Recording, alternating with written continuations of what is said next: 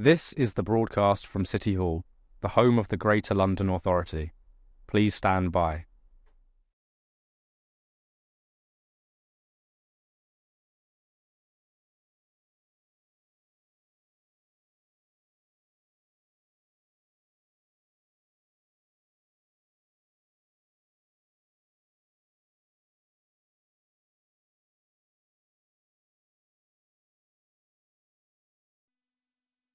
This is the broadcast from City Hall, the home of the Greater London Authority. Please stand by.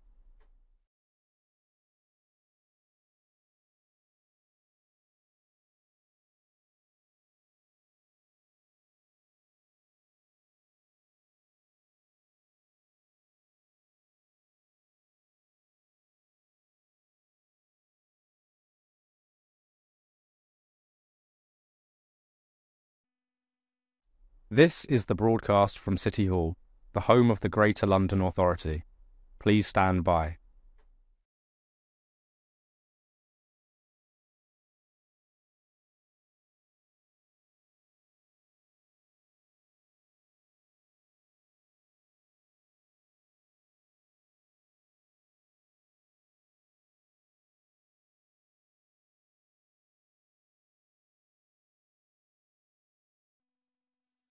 This is the broadcast from City Hall, the home of the Greater London Authority. Please stand by.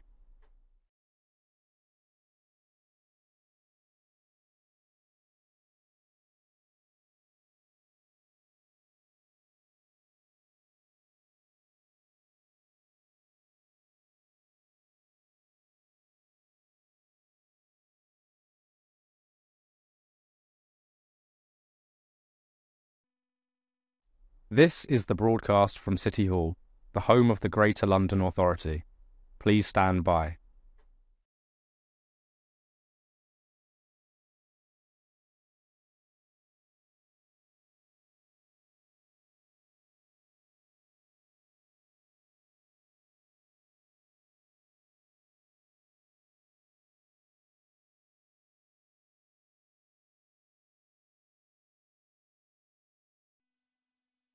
This is the broadcast from City Hall, the home of the Greater London Authority. Please stand by.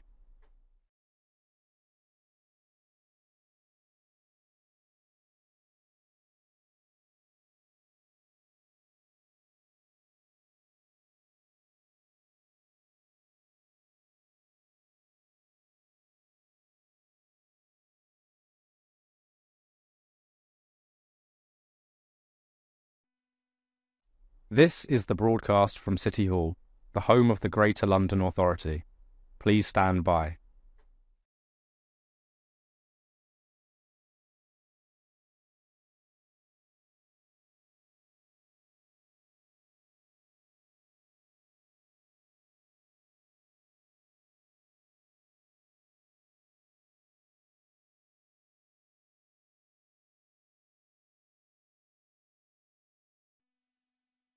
This is the broadcast from City Hall, the home of the Greater London Authority. Please stand by.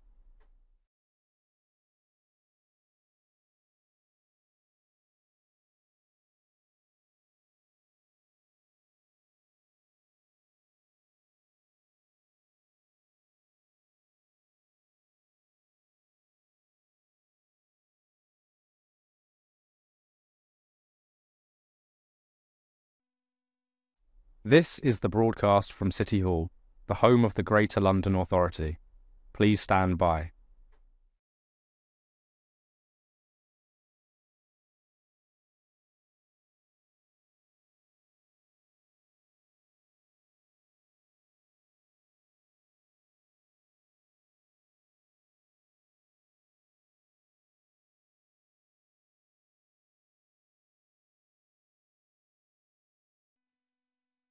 This is the broadcast from City Hall, the home of the Greater London Authority. Please stand by.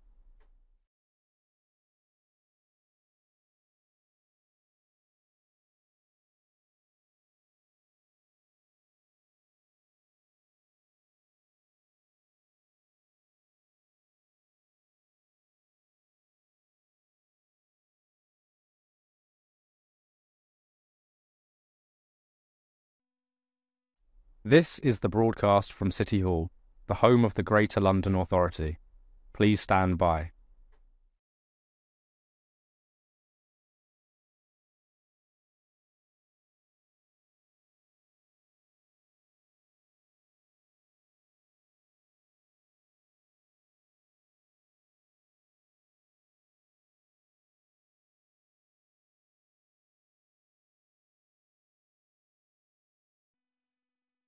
This is the broadcast from City Hall, the home of the Greater London Authority. Please stand by.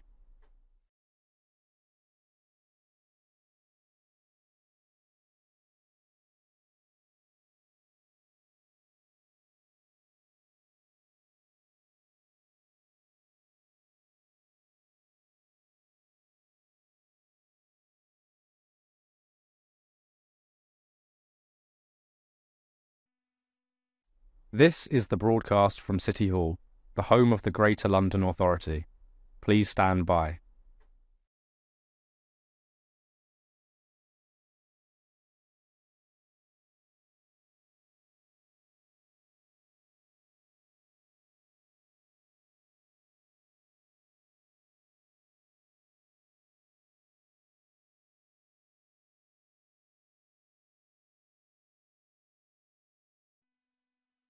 This is the broadcast from City Hall, the home of the Greater London Authority.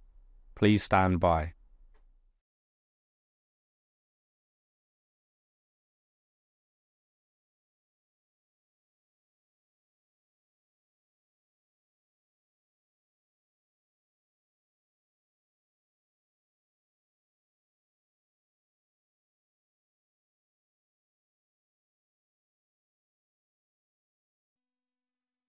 This is the broadcast from City Hall, the home of the Greater London Authority.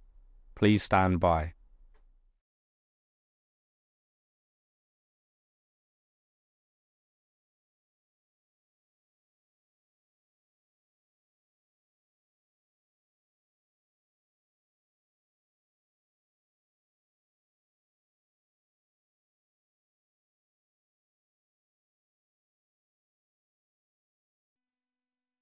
This is the broadcast from City Hall, the home of the Greater London Authority. Please stand by.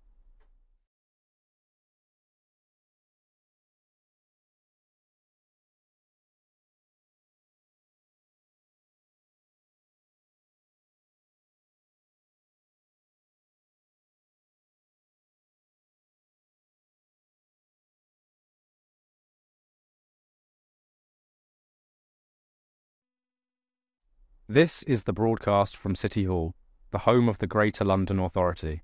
Please stand by.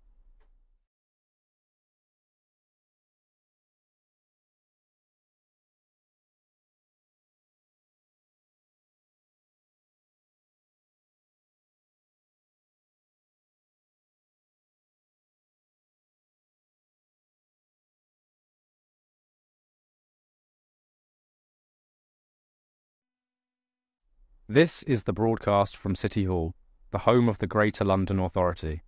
Please stand by.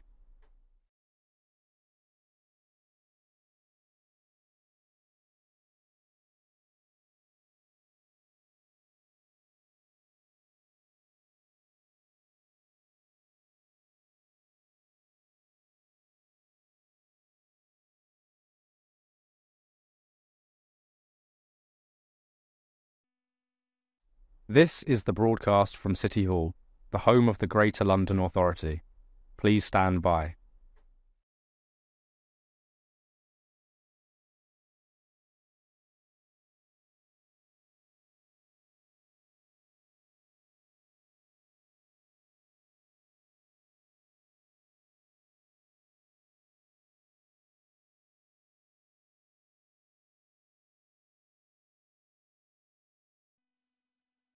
This is the broadcast from City Hall, the home of the Greater London Authority.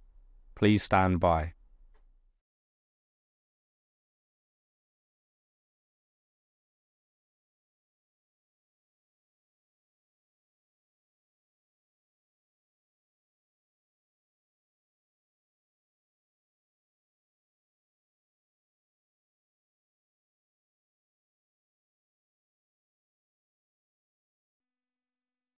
This is the broadcast from City Hall, the home of the Greater London Authority. Please stand by.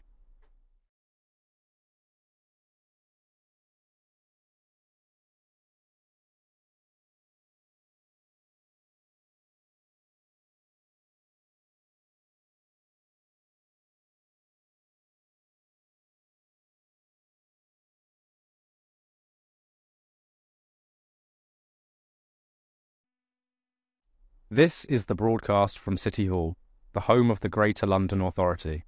Please stand by.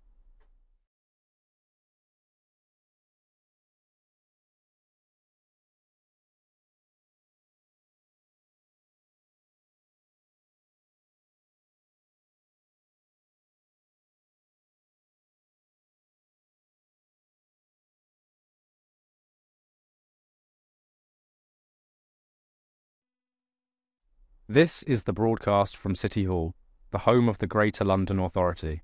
Please stand by.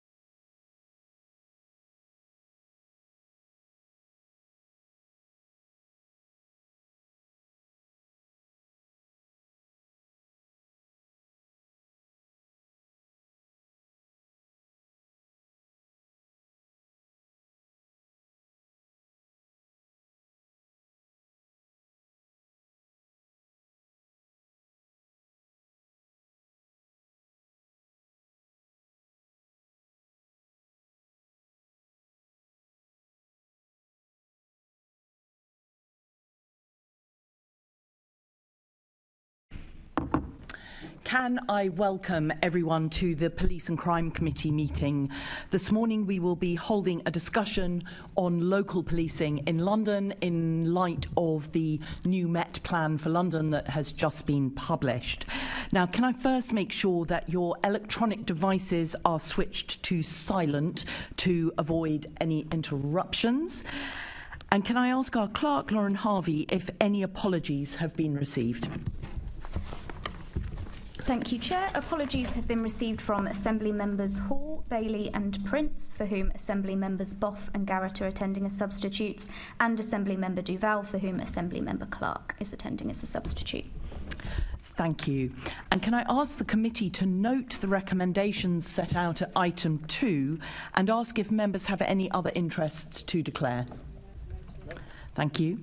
Can we note the outstanding actions arising from previous meetings of the committee? Noted. Thank you. And can we note the response from the Metropolitan Police Service to the committee's report, Missing Children in London? Noted. Thank you. Now, in accordance with Standing Order 2.2D, I have decided to take the items of business in a different order to what is set out on the agenda. We will now move on to item 8, which is any other business that the Chair considers urgent. And in accordance with section 100B 4B of the Local Government Act 1972, I have accepted one item of urgent business on data security, as outlined in the supplementary agenda published yesterday. So please, can I welcome our first panel of guests to the meeting, Mary Harpley, who is the Chief Officer of the Greater London Authority, and Diana Luchford, who is the Chief Executive of the Mayor's Office for Policing and Crime. So, Diana, would you like to open with a short statement about what's happened? Certainly. Thank you very much, Chair. Good morning, everybody. I would certainly like to begin by saying how very sorry both Mary and I are that this data breach incident has happened, and also to explain that we are here because MOPAC is the data controller and owner in this situation. The GLA is the data processor, and the MOPAC web forms that were the subject of the breach were held on a GLA platform.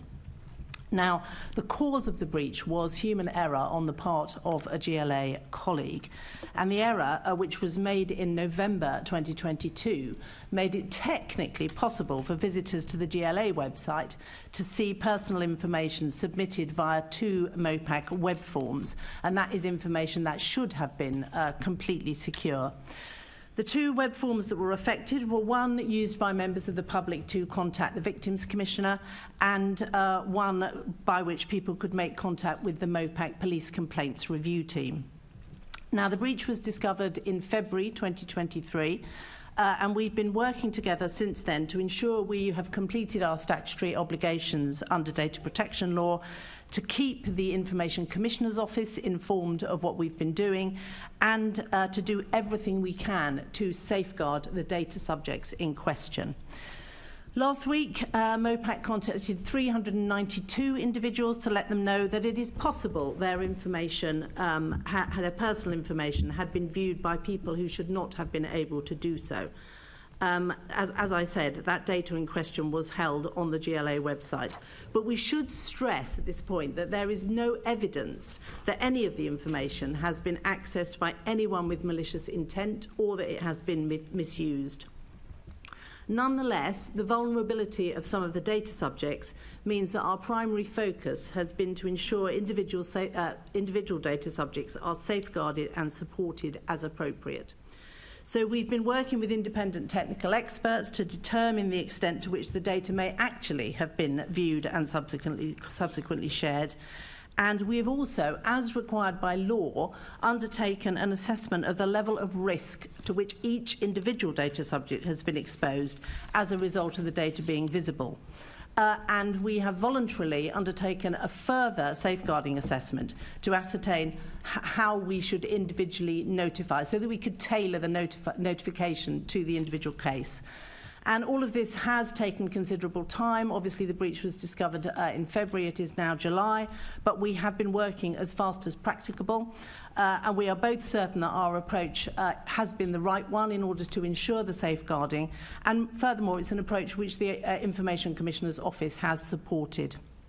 Alongside that, of course, it's very important that both organisations learn the lessons from this and implement appropriate remediation.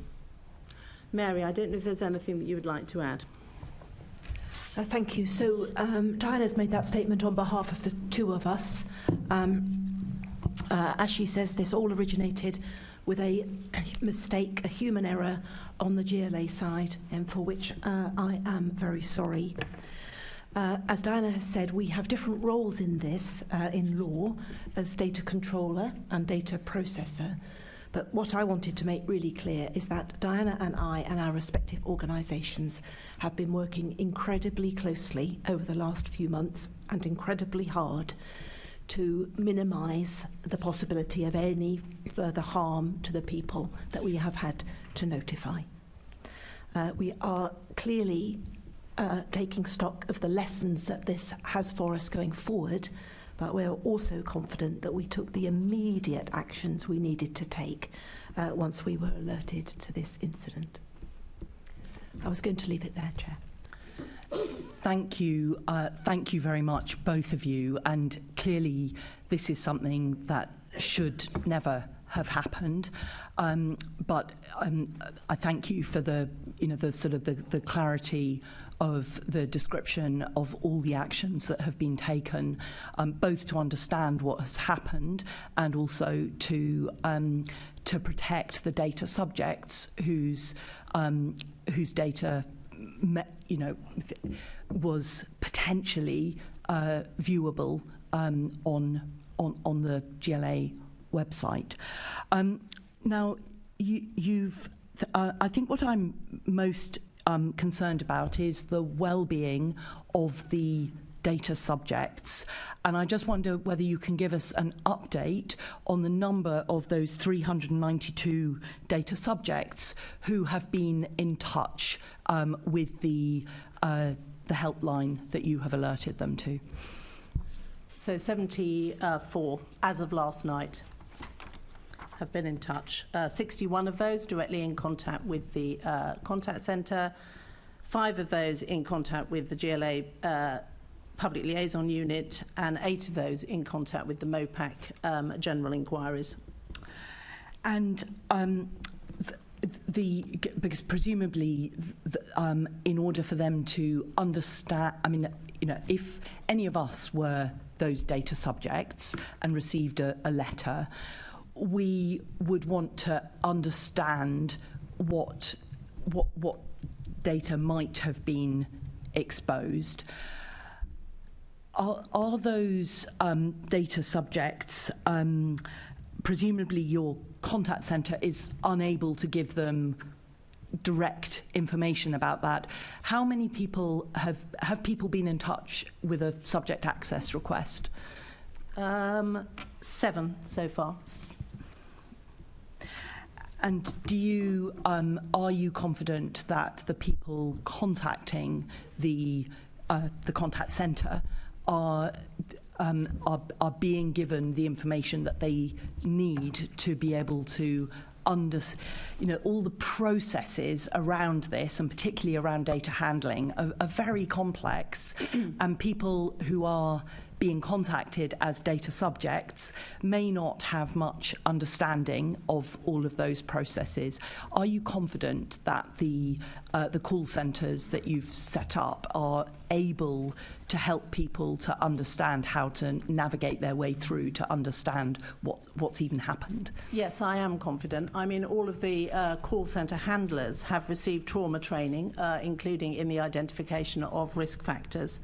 And we are also contracted with Mind, the mental health charity, to provide one-to-one counselling sessions for individuals that can be made to data subjects who either specifically request it or if the call handler feels that such support is appropriate. But I think it is worth saying at this point that the majority of people that have phoned the contact centre have actually phoned to ask whether a letter they have received is a scam, rather than because they are particularly concerned about their own data.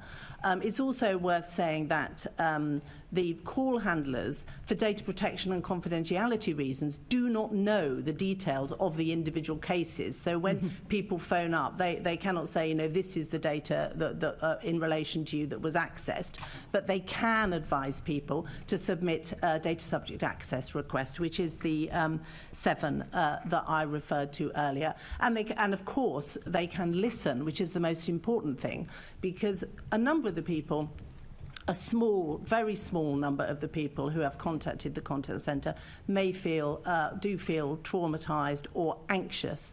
And where appropriate, the contact centre are escalating those cases to a senior officer in MOPAC. So we have an escalation structure in place so that appropriate support can be put around those individuals. Thank you. Assembly Member Pigeon, did you want to come in? Yes, no, thank you for the update and briefing on this. And, you know, I am reassured that you have taken every step that you can. I'd like to know what testing you've been carrying out on all parts of the website to assure us that there are no other potential weaknesses.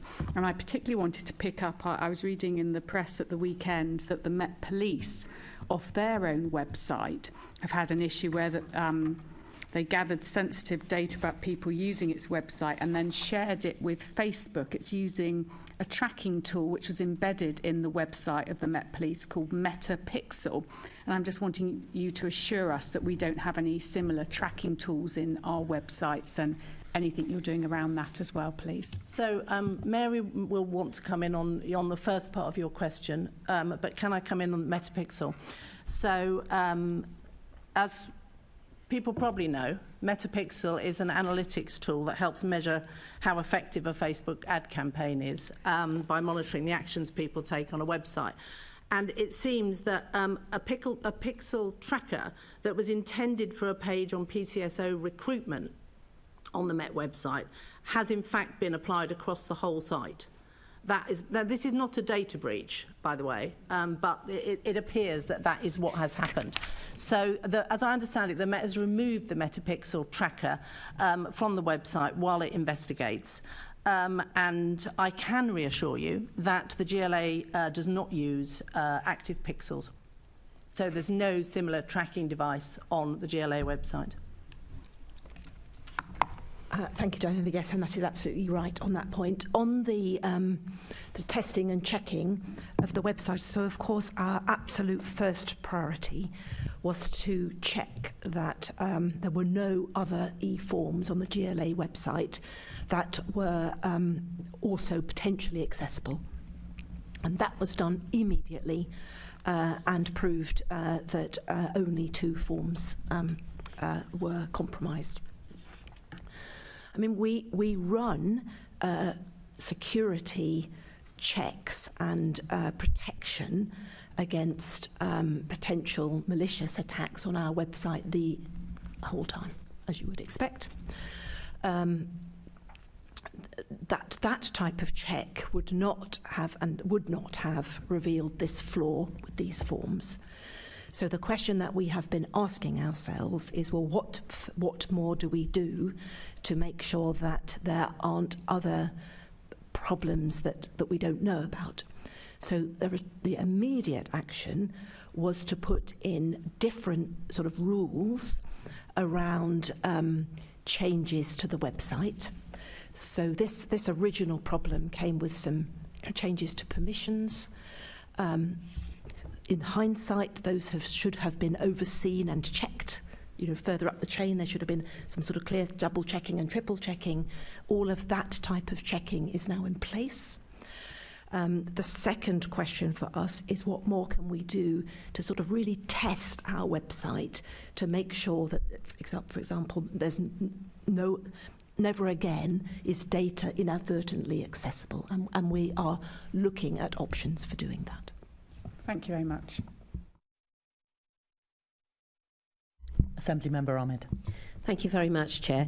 I'd like to start by thanking you for approaching the issue and the efficiency with which you appear to have dealt with the issue as soon as it was identified. I understand that, that within minutes of identifying the issue, you had closed down, everything that needed to be closed down, and the honesty and transparency with which you have approached the relevant details and the care that you've taken in terms of safeguarding people whose data may have been identified. I think what Londoners want to know, and to be absolutely 100% clear on, is what have you done to ensure that this kind of breach can never happen again? Perhaps, Ms Luchford, you'd like to start. Well, clearly we've undertaken multiple remediation on the GLA website. I mean, in relation to the MOPAC web forms, those have been removed. So it is now no longer possible, that it's not possible for people contacting MOPAC for this to happen, because there are no longer any live web forms on the site. But the overall security of the site is a matter for the GLA. So, Mary, I don't know if there's anything you would like to add. So, again, this comes into two areas. Some immediate pieces of work that we have done and other things that we are still going to do. But I think in the immediate piece of work is the lesson that the mistake was human error, but it was an issue around permissions, and we should have had more supervision and checking wrapped around any changes that are being made to permissions, and that was put in place straight away.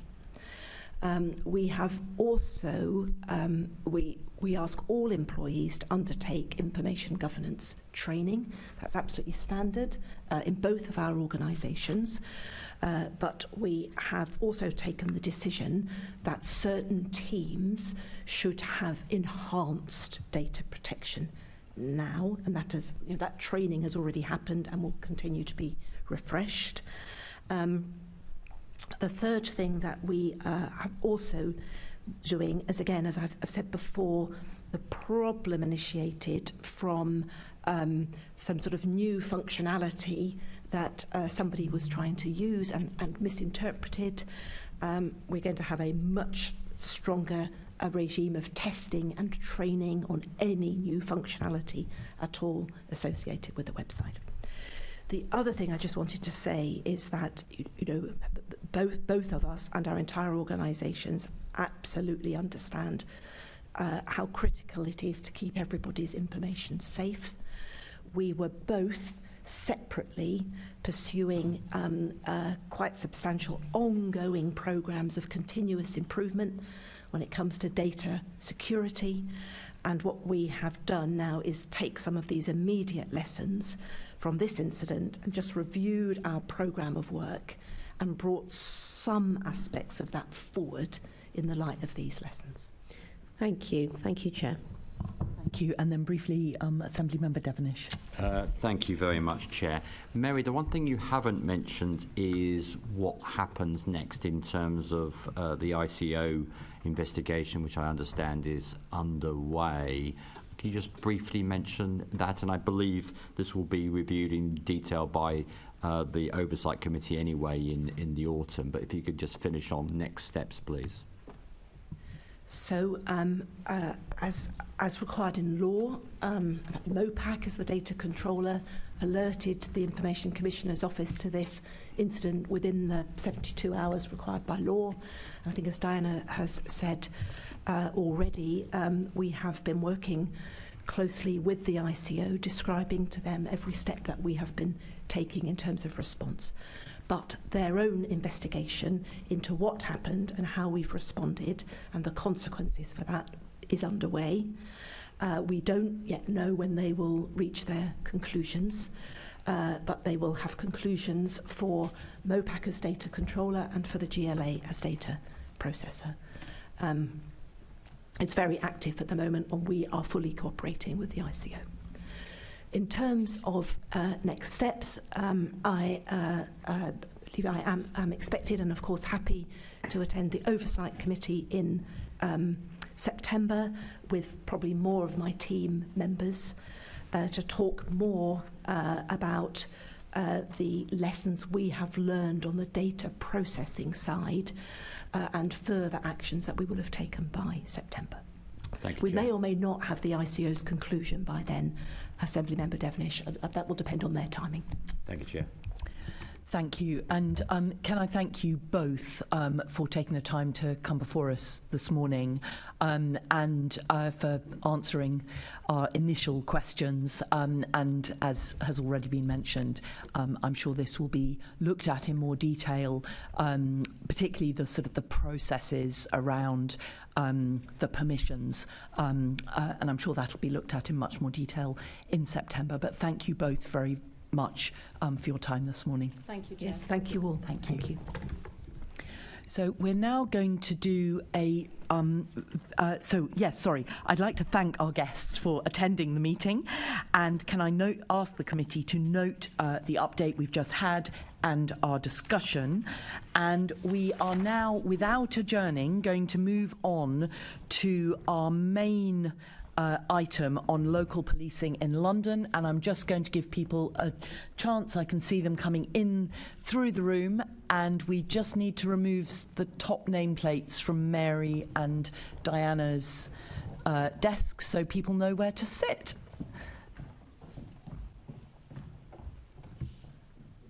Excellent.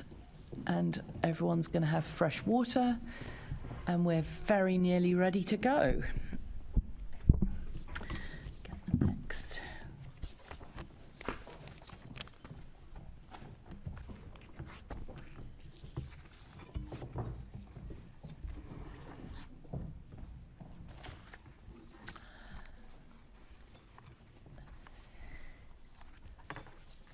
Great. That was very smooth and speedy. Thank you, everybody. So we now return to item 5, which is on local policing in London. And I would like to welcome our guests. We have Kenny Bowie, who is Head of Strategy and MPS Oversight for the Mayor's Office for Policing and Crime. We have Deputy Assistant Commissioner Helen Millichap, Local Policing Metropolitan Police Service. We have Commander Dr. Alison Heydari, Local Policing Metropolitan Police Service. We have Dan Greaves, CBE, Corporate Director of Community Safety and Resilience from the London Borough of Waltham Forest, and Andrea Clemens, Head of Community Safety at the London Borough of Enfield. Welcome to all of you, and thank you very much for waiting while we had our first item of business. Now, before the discussion begins, can I please remind guests and members to position your microphone so you can be heard clearly, moving it close towards you if necessary by picking it up from the base, not from the neck, because the microphone can come unseated from its base.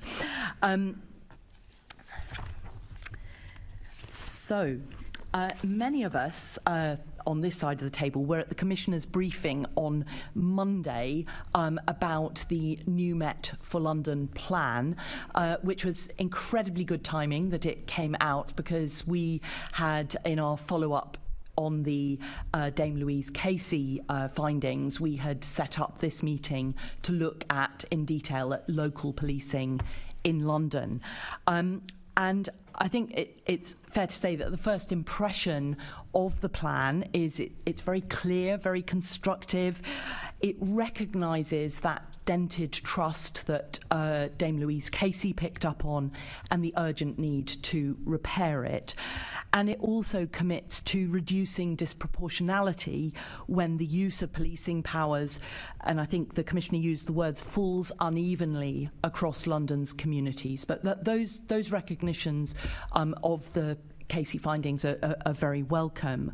And the plan, for Londoners picking it up, it's got a very clear delivery timetable, so we will be following up over time on how all of that is working out, and it's also got very specific signposting to the findings from Dame Louise Casey and from HMICFRS. So that is also really helpful.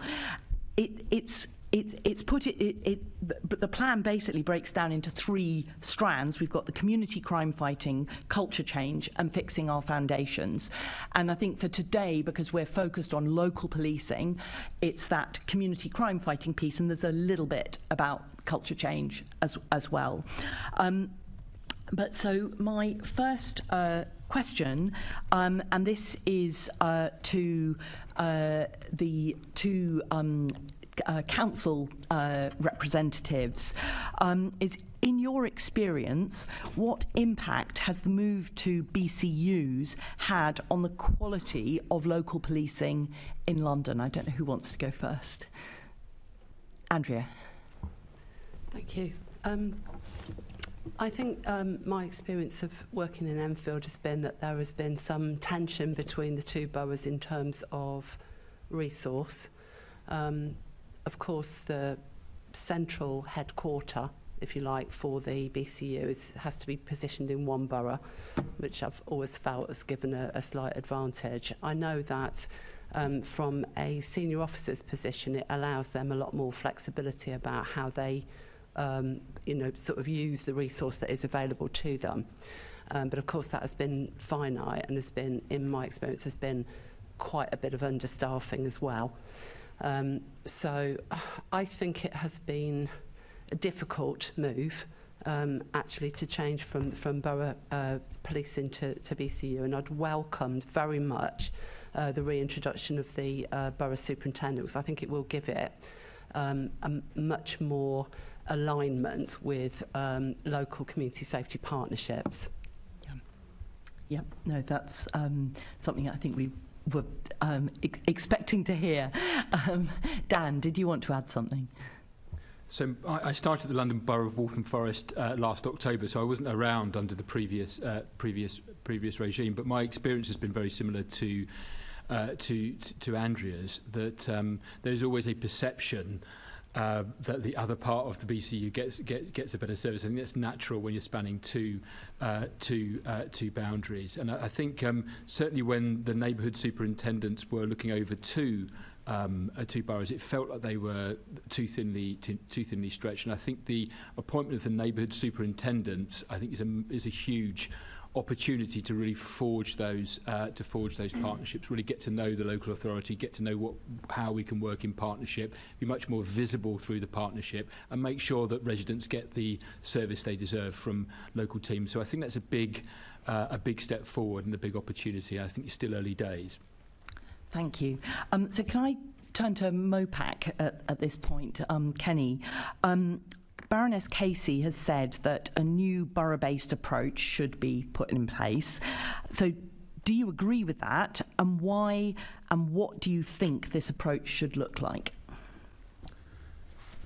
So the Mayor is on record as accepting all of Baroness Casey's findings and recommendations. I think it's been a really positive step from the Met that they have put in place the new borough-based supers who are going to be looking at people. I think when people talk about the move to BCUs versus boroughs, I kind of think sometimes, and I accept that there is a bit about it moves from being one borough to multiple borough, but I think what it misses is that because of the financial situation the Met were in at the time, what they had to do at that point was strip out a lot of the support services which went around that. People like your local crime analysts, your HR support, a lot of the people that actually make the frontline function really, really well. And I think one of the important things which the new commissioner is doing and has committed to doing is that they are reinstating a lot of that. They are trying to bring back a lot of the support.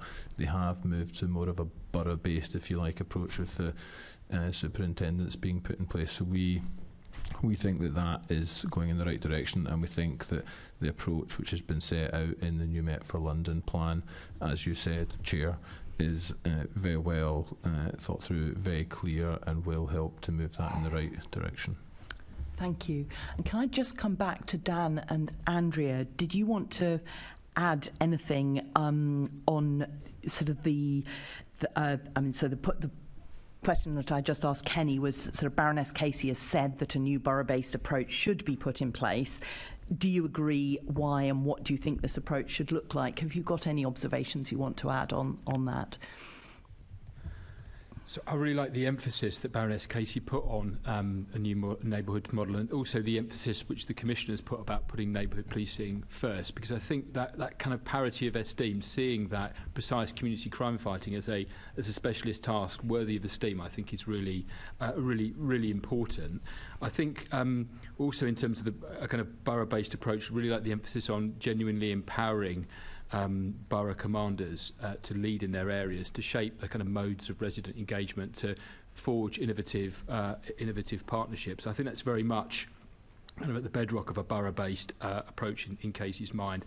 And I agree with Kenny as well, it's just as important to equip them with the tools they need to do the job. And I would really emphasise analytical capability is really key, because we know that crime isn't randomly distributed, it's focused in kind of hot places, hot people and hot times, and if you can understand that analysis and pull that with partners, you can really get the whole of the public services pulling with you. And I think there's a lot more to do. Equally, the community element of the precise community crime fighting is really about the kind of skills around engagement, customer service, effective communications, and I think putting that much more at the forefront of the skill set of neighbourhood policing will be really critical as well. I think the other element to a borough-based model which Casey calls out is kind of local accountability, making sure the voices of residents and councils are heard much more clearly, and that's something we're exploring really carefully with our borough commander, drawing on the Casey report, thinking of a set of metrics around crime performance, around legitimacy, and customer service, and having kind of regular kind of discussions around performance with the leader of the council, and also thinking about how we as an authority can help, because we have analysts, we have strong connections into communities and strong communications capabilities, so kind of very much a partnership. But it's something we're exploring. I think the Commissioner has given us quite a lot of locus to work on that with our borough commander and shape that in reality. Yes, we'll be coming on a lot more to that working together piece as this session goes on. Andrea, did you want to add anything just briefly? Well, I'd agree definitely with the analytical approach, and I think that having a local focus is going to allow us to align more closely with community safety partnerships and the local priorities that have been identified, and of course it gives local people at various levels the opportunity to engage with the police about what they feel is important. Yeah, and that piece about Londoners and restoring that trust and confidence is absolutely fundamental to addressing the findings of the Casey review. So I'd like to now turn to the two Met officers that we have with us, Helen and Alison. The Commissioner has recognised that the implementation of the BCU model has not been, and he said, without its problems, and that refinements are needed to, and I quote again, to stabilise it and make it more effective. So what refinements do you believe are needed in the BCU model, and why do you think they're needed? So Helen, do you want to go first?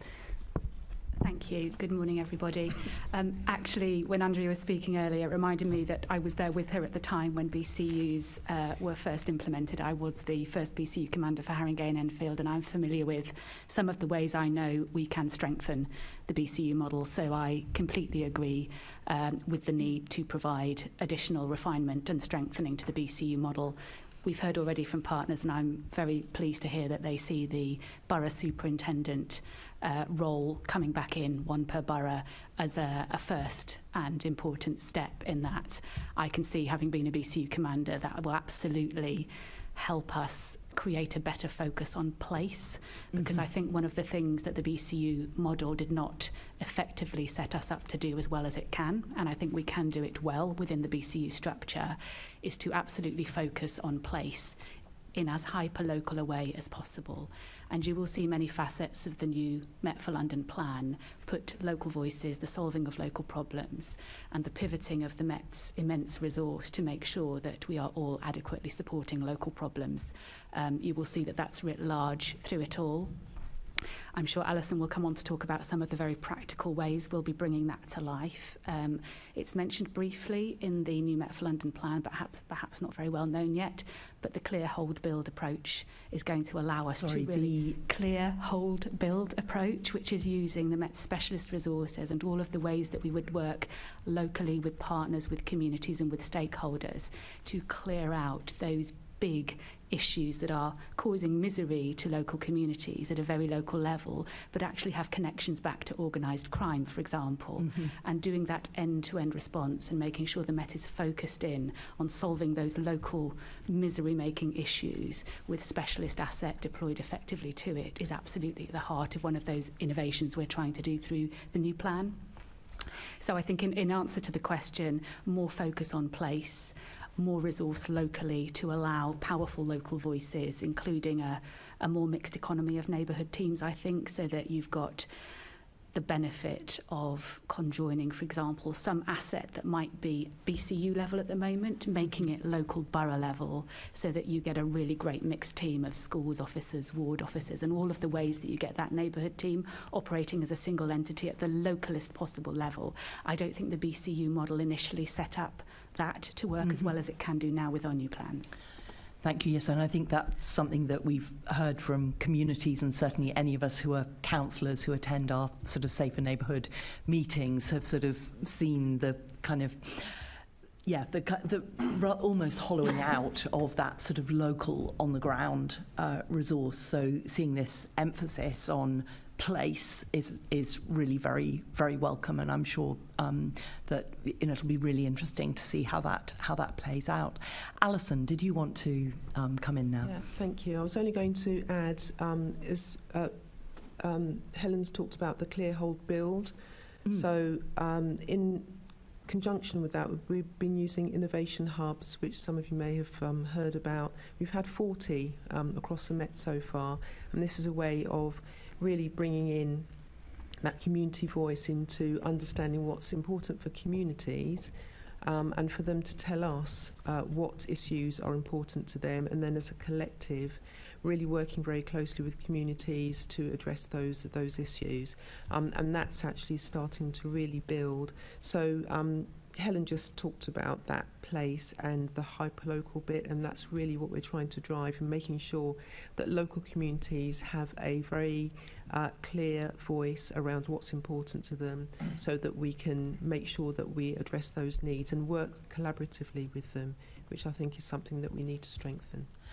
So these innovation hubs, and you say there are 40 of they've been, are these events, or are they they're events? Yes, so they're events, and they are, to put it really simply, it's made up of 3 sessions, and this is with the same people in all 3 sessions, which can normally be held in a day. The first session, you get people coming together to talk about what's important to them.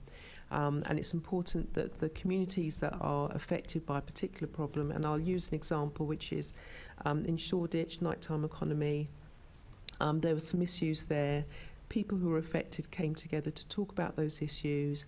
The police shared data. We had data sharing from other communities and stakeholders. Session 2 was, this is the problem, what are the solutions? And you could come up with 100, 200 solutions as to how we could address that problem.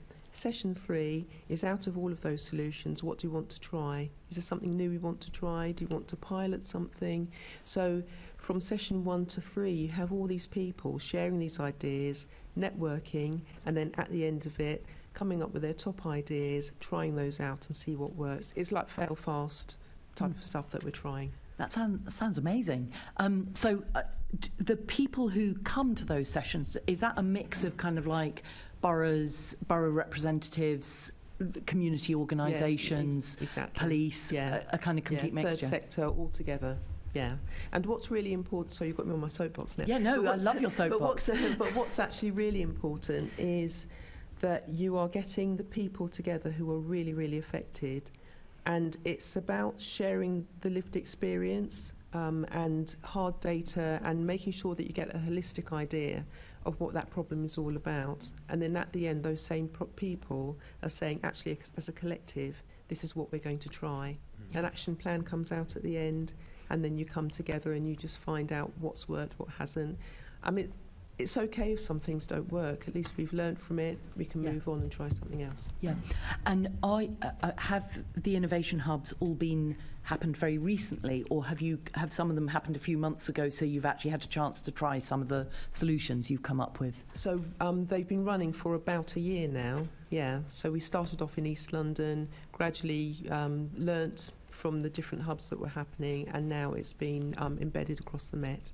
And are you finding that the solutions that people come up with, do they, for the most part, do they work? Some of them work, some of them don't. But what's really exciting about it is that we're actually bringing in communities who are affected right at the front end, rather than thinking about policies and practices and then giving it to them at the end. Yeah. So that's the really important bit. Of course, what works and what doesn't is really important as well. But it's strengthening those relationships and making sure that we've got the voice of communities being pulled into what's important to them. Well, it sounds like an incredibly constructive way of working, and also of kind of, of really trying to work with Londoners. So thank you for that. I'm going to bring in Assembly Member Desai now. Thank you, Chair. Good morning to the panel. My first question is to Deputy Assistant Commissioner Helen Millichap. When we last met, you were, I think, Detective Superintendent at Forest Gate. So many congratulations on reaching the stage you're at. Now, I'm going to be honest, my question is actually not related to today's agenda. I'm diverging from the agenda with your permission, Chair. It's about very briefly, it's about the investigation, or lack of it, into the murder of Daniel Morgan. Sir Mark Rowley has said that the investigation was marred by a cycle of corruption, professional incompetence, and defensiveness. This morning, we heard that the Met has reached a settlement with the Morgan family and accepted liability. Can you give us more detail on exactly what you have accepted liability for? Is it institutional corruption, or is it investigatory failings, or both, or more? If you feel that you can't answer this question this morning, then please could you write to me or to the Chair, because I think the issues I'm raising concern all members of this committee.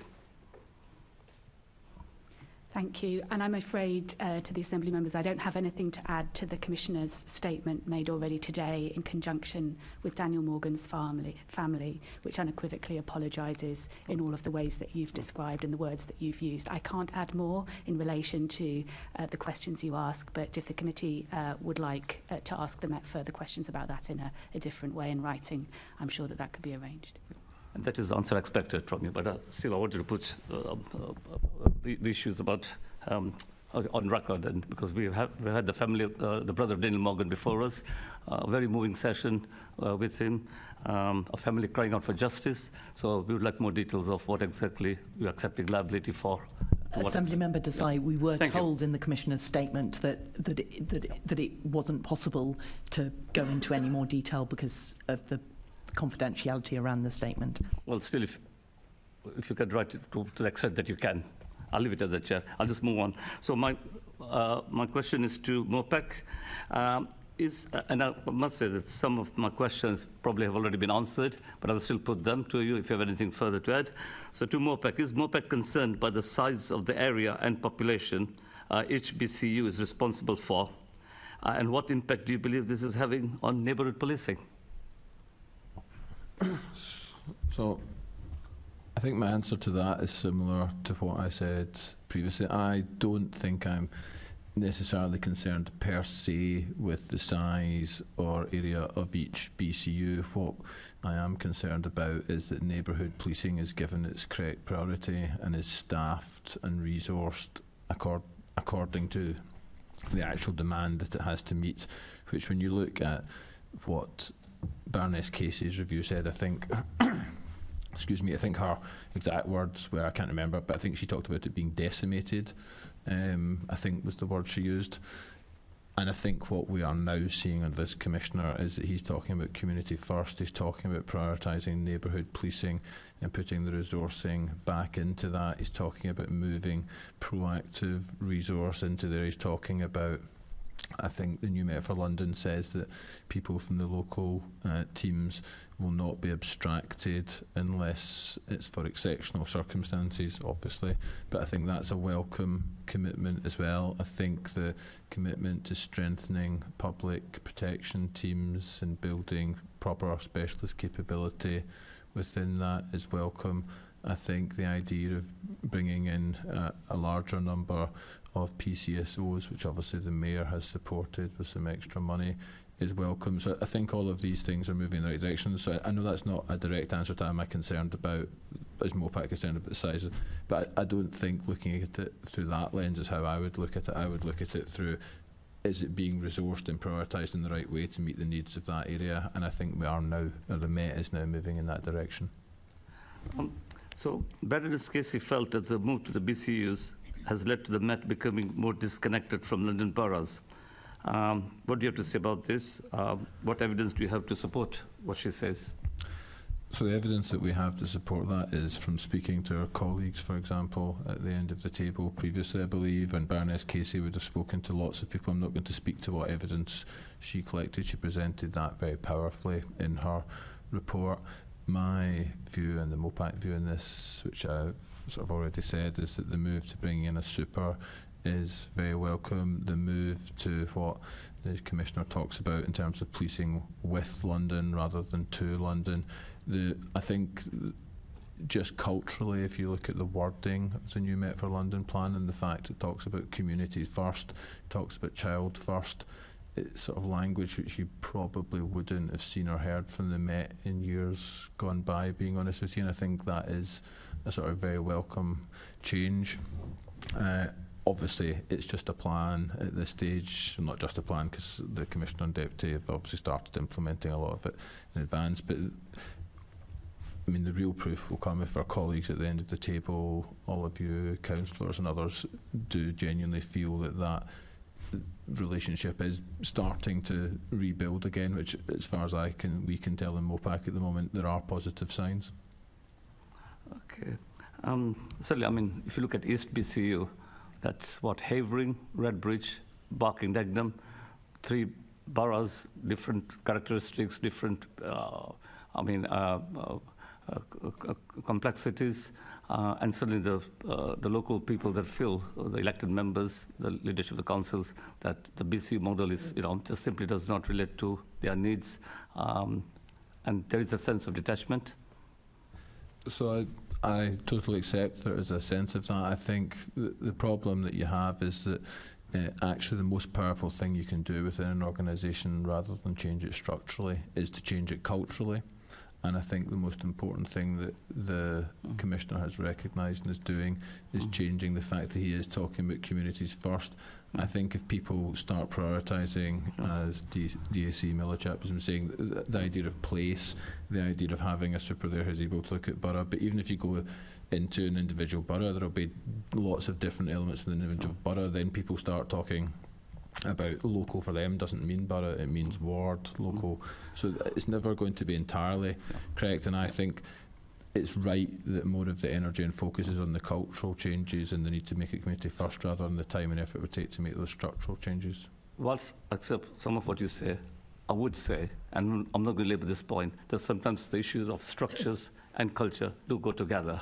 But I won't labour the point. Final question to you, Mr. Bowie. In the police and crime plan, MOPAC committed to bringing together partners regarding the BCU model to, and I quote, improve mutual understanding and identify opportunities for partnership working. What are the key pieces of learning MOPAC has gained, and what concrete changes have come of this? So I think one of the things which we would say about this that has come from speaking to boroughs about this is, and again, my colleague at the end, Dan, has talked about this, is the analytical support and the desire for better data to be made available. The Met is already taking a lot of steps with work which has gone out onto the Safe Stats website on that, which there's a little bit of further work for us to do to make that easily searchable for local analysts or for policy leads in local authorities, but that is happening.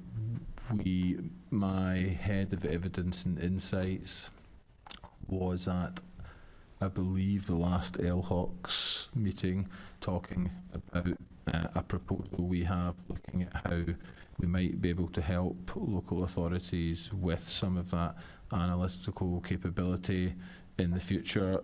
And I think that when we've spoken to local authorities, especially heads of community safety, is something which they have really flagged to us as something which would make a big difference for them, which maybe isn't, how to put this, maybe isn't at the sort of sexy end of things, but is the sort of nuts and bolts of what we've been told would actually make a big difference to how we work effectively, whether BCU model or otherwise. Thank you. If I could come to Andrea and Dan. So I think this question has partially been already answered, but I'll still put it to you, but possibly from another angle. So BCUs involve partnerships with 2, 3, or 4 local authorities. What is the impact of this for local authorities? In particular, I'm keen to know, in terms of the authorities within a BCU, how do you interact with one another?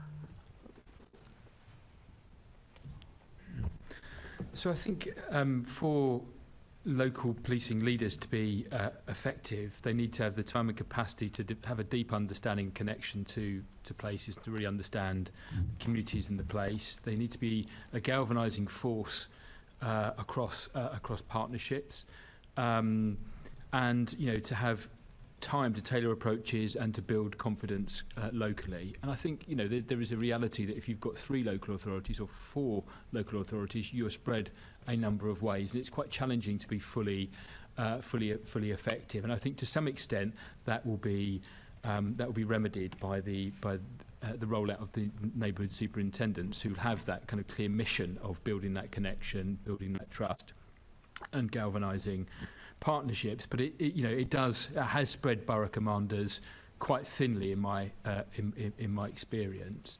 We work really. I'm in the North East BCU, so we're partnered with Newham and work very closely with my counterpart Gary Connors there, and that collaboration also happens between public, safeguarding teams and so forth. In part, so that where we're working with a proactive element of policing, that we've got a similar set of asks and we're talking a similar set of language and using data sets, so that we're not kind of pulling people in different directions. And Andrea. Thank you. Just to come in on the analytical support, so really welcome the improvements that have been made to the SafeStats site. And I mean, of course, if that is, if we're able to use that to get some quite detailed information, the analysts who are employed by local authorities can work more closely with the police and assist, because I know there's a shortage of analysts across the piece.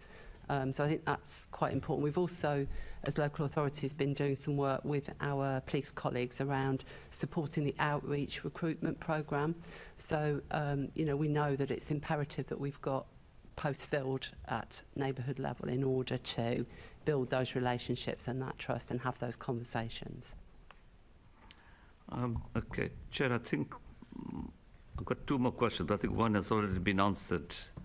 So I'll just... Do you keep the pace up? Yeah, I'll just ask one more question in terms of Matt and your comments on and London and the 2 councils in terms of how you work together to shape the future of local policing following the Casey review. Anything more to add to what you already said? Yeah, so I think that's a really important role for the new neighbourhood superintendents to shape what the future of neighbourhood policing kind of looks like. And it's really pleasing to see the Commissioner has given that to local policing to shape the model of neighbourhood policing, the modes of engagement with residents, and how that partnership looks with local authorities. In Waltham Forest, our leader is very committed to being bold in this space and really taking it, Baroness Casey at her word about hearing the voice of Londoners. And we're working with our Borough Commander, Chief Superintendent Simon Crick, to scope out a citizens' assembly on the future of neighbourhood policing and resident engagement. That would involve bringing together 50 to 70 representative members of our community, really investing in them, the data, the access to lived experience, to help them, and also the kind of perspectives of wider stakeholders, to shape what Waltham Forest residents want. And we think that kind of bold and transformational approach is required, because trust and confidence in Waltham Forest in the policing is amongst the lowest in London. And that's something that Simon and my leader want to take head on. And that's something we, as an authority, have significant experience of. We've done it in relation to equalities, hate crime and climate change, and that's something we want to do in partnership. We think that's a kind of bold and innovative approach, and we'd really be quite keen to share that experience as it rolls out. Chair, I'll finish on this note. Yeah, if you could please give us details, because that's something I've been trying to recommend to leaders in my BCU area. Because since the Scarman recommended PCCGs, police community considered groups of the 80s went, we have had nothing since then. To the best of my knowledge, we've got IAGs, SNBs, but they play a different role, but no structured BS borough-wide. They had their limitations, but at least there was something there. So, yeah, if you could let us know of the progress of the Assembly. I'd be very happy to. And because I think one of the biggest challenges for local policing is going to be restoring that trust and confidence, particularly among groups who've been poorly served. And that's documented well by Baroness Casey. I think some of the structures we've got now, we need to think again around the safer neighbourhood panels, safer neighbourhood boards. Some are very effective, but they're mixed, and they're often not representative of the communities that we serve, and don't give residents the opportunity to shape things. And that's really what we want to talk to residents and kind of reinvent and rethink. Thanks, Chair. Thank you. Now, I've got 3 people wanting to come in with supplementary questions on this section. So we've got yours has been covered. Excellent. So Assembly Member Moema and then Assembly Member Boff. Thank you. Very quickly. Good morning to you all. So I've been listening, and what you have talked about is positive. We do need to give the police and local authorities a chance to bed in this new proposed approach. However, my specific question is, we've talked about analysts at local authorities. One of the issues that has happened over the years with the collapsing of into BCUs is that local police forces lost their analysts, so there is no local intelligence. I therefore am confused about how you're having this positive relationship between the local authorities if the police themselves don't have local analysts, and how you are kind of meaningfully then being able to identify where there is a lack of trust, where there are particular issues, unless they are high crime things, and kind of dealing with them before they get to that point. That's more a question for Helen and I think Kenny, because I'm not convinced by the response so far. So I'll let Helen talk about it. So I think I spoke earlier, Assembly Member Mema, about the fact that when there was a move to the BCU model, whether that it was cause or correlation or whatever, but like that is when local analysts, crime analysts from the Met were hollowed out. That's when HR support, a lot of the back office stuff did go from that, and I think that, as Baroness Casey pointed out, had a very negative effect on local neighbourhood policing within London. I know that the new Commissioner, well, it's not that new anymore, but the Commissioner is very committed to actually being data-enabled, data-led and all of this, and that he has recognised the need to bring in more analytical work and more analytical support. So that's one thing about how the Met works internally. There's a second thing is about how much under the Met's open data strategy do they actually make available to other people in a public sense. So I think that at the moment, via the Safe Stats site, the Met makes about 100 million individual data points available for people to look at. Now, the problem with that is, and this is where I talked earlier about the need for us to perhaps build a slightly better search function. That's not always going to be... So no, Kenny, that's not my question. It's not about building the function or the system.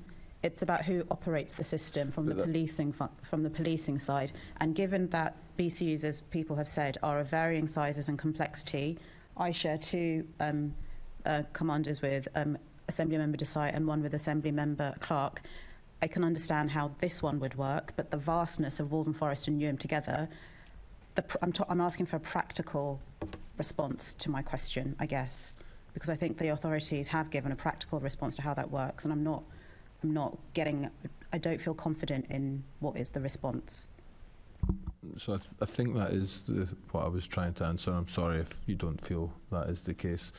But my point is that the Met are making all of this available so that the local analysts can look at this. There is obviously an issue currently within the Met about the number of analysts at a local level.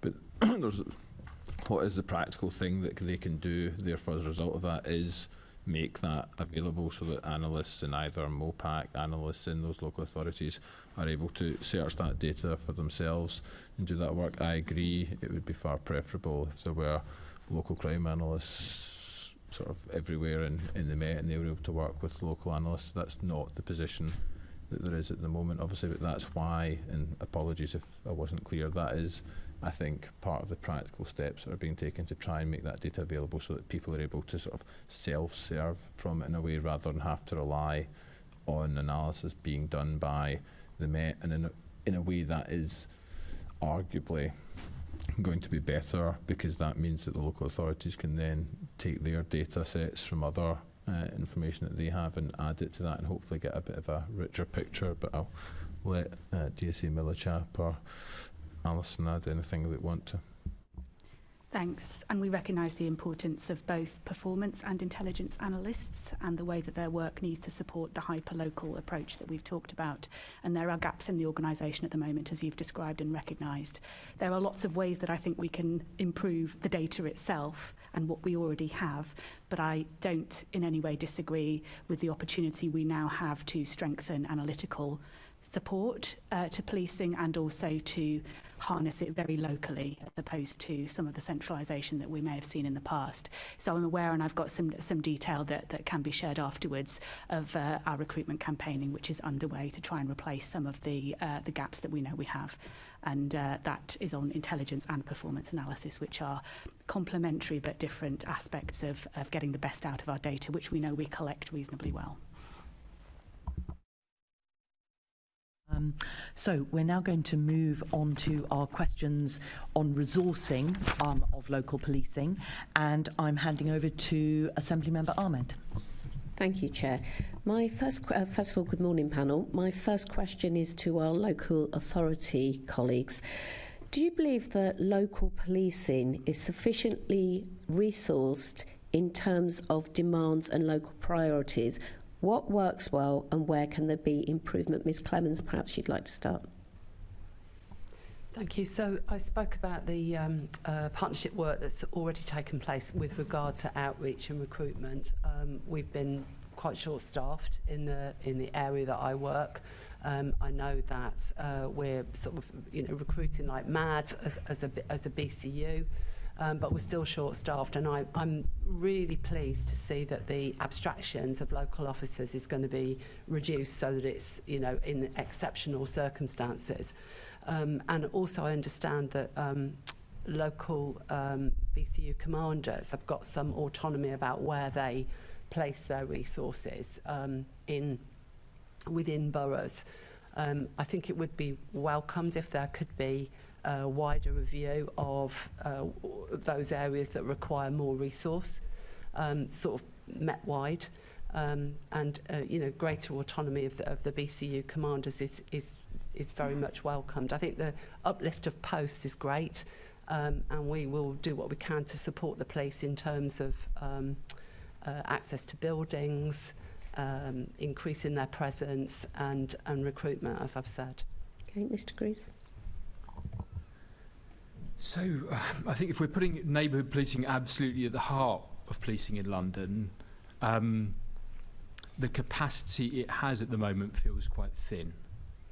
So if you think about Leighton, for example, an area in my patch, 2 PCs and a PCSO, when you think about their shift patterns, when you think about their leave, their sickness, and at the moment they're being abstracted to help on response for the people of Leighton, that feels pretty thin, actually. So I think there is, beyond the point about structure, a question about capacity. If we're genuinely valuing neighbourhood policing and putting it at the heart, what is the right model, what is the right capacity for those wards to equip those local officers to really understand their communities, really connect and do some of the brilliant problem solving that Alison's talked about on a day-by-day basis. It feels quite thin.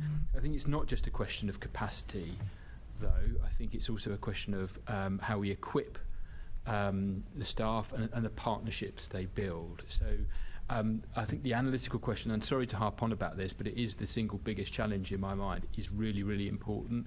How are we equipping our frontline officers with the understanding that they need to respond to challenges? And I think not having local analytical teams and some kind of cultural and data sharing barriers have meant that flow of data has not happened in the way that it might have done between partnerships. So I think that equipping people with the analysis and the tools I think is also really important.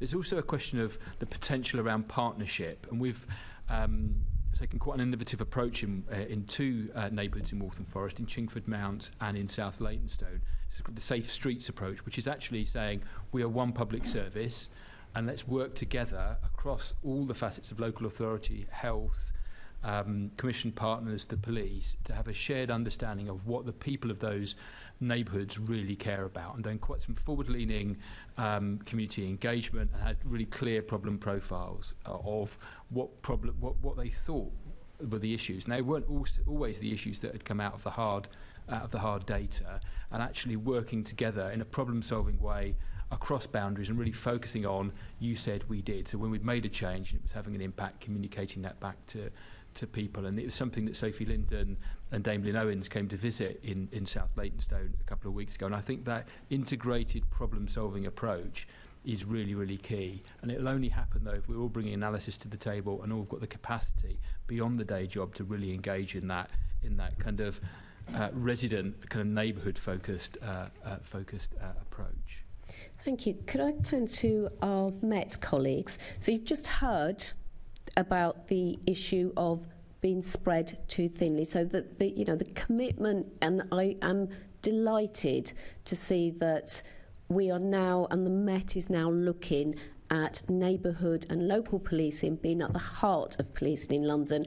That resonates very much with my constituents in Lambeth and Southwark. It's something that I feel very personally about as well, very strongly about and positively about.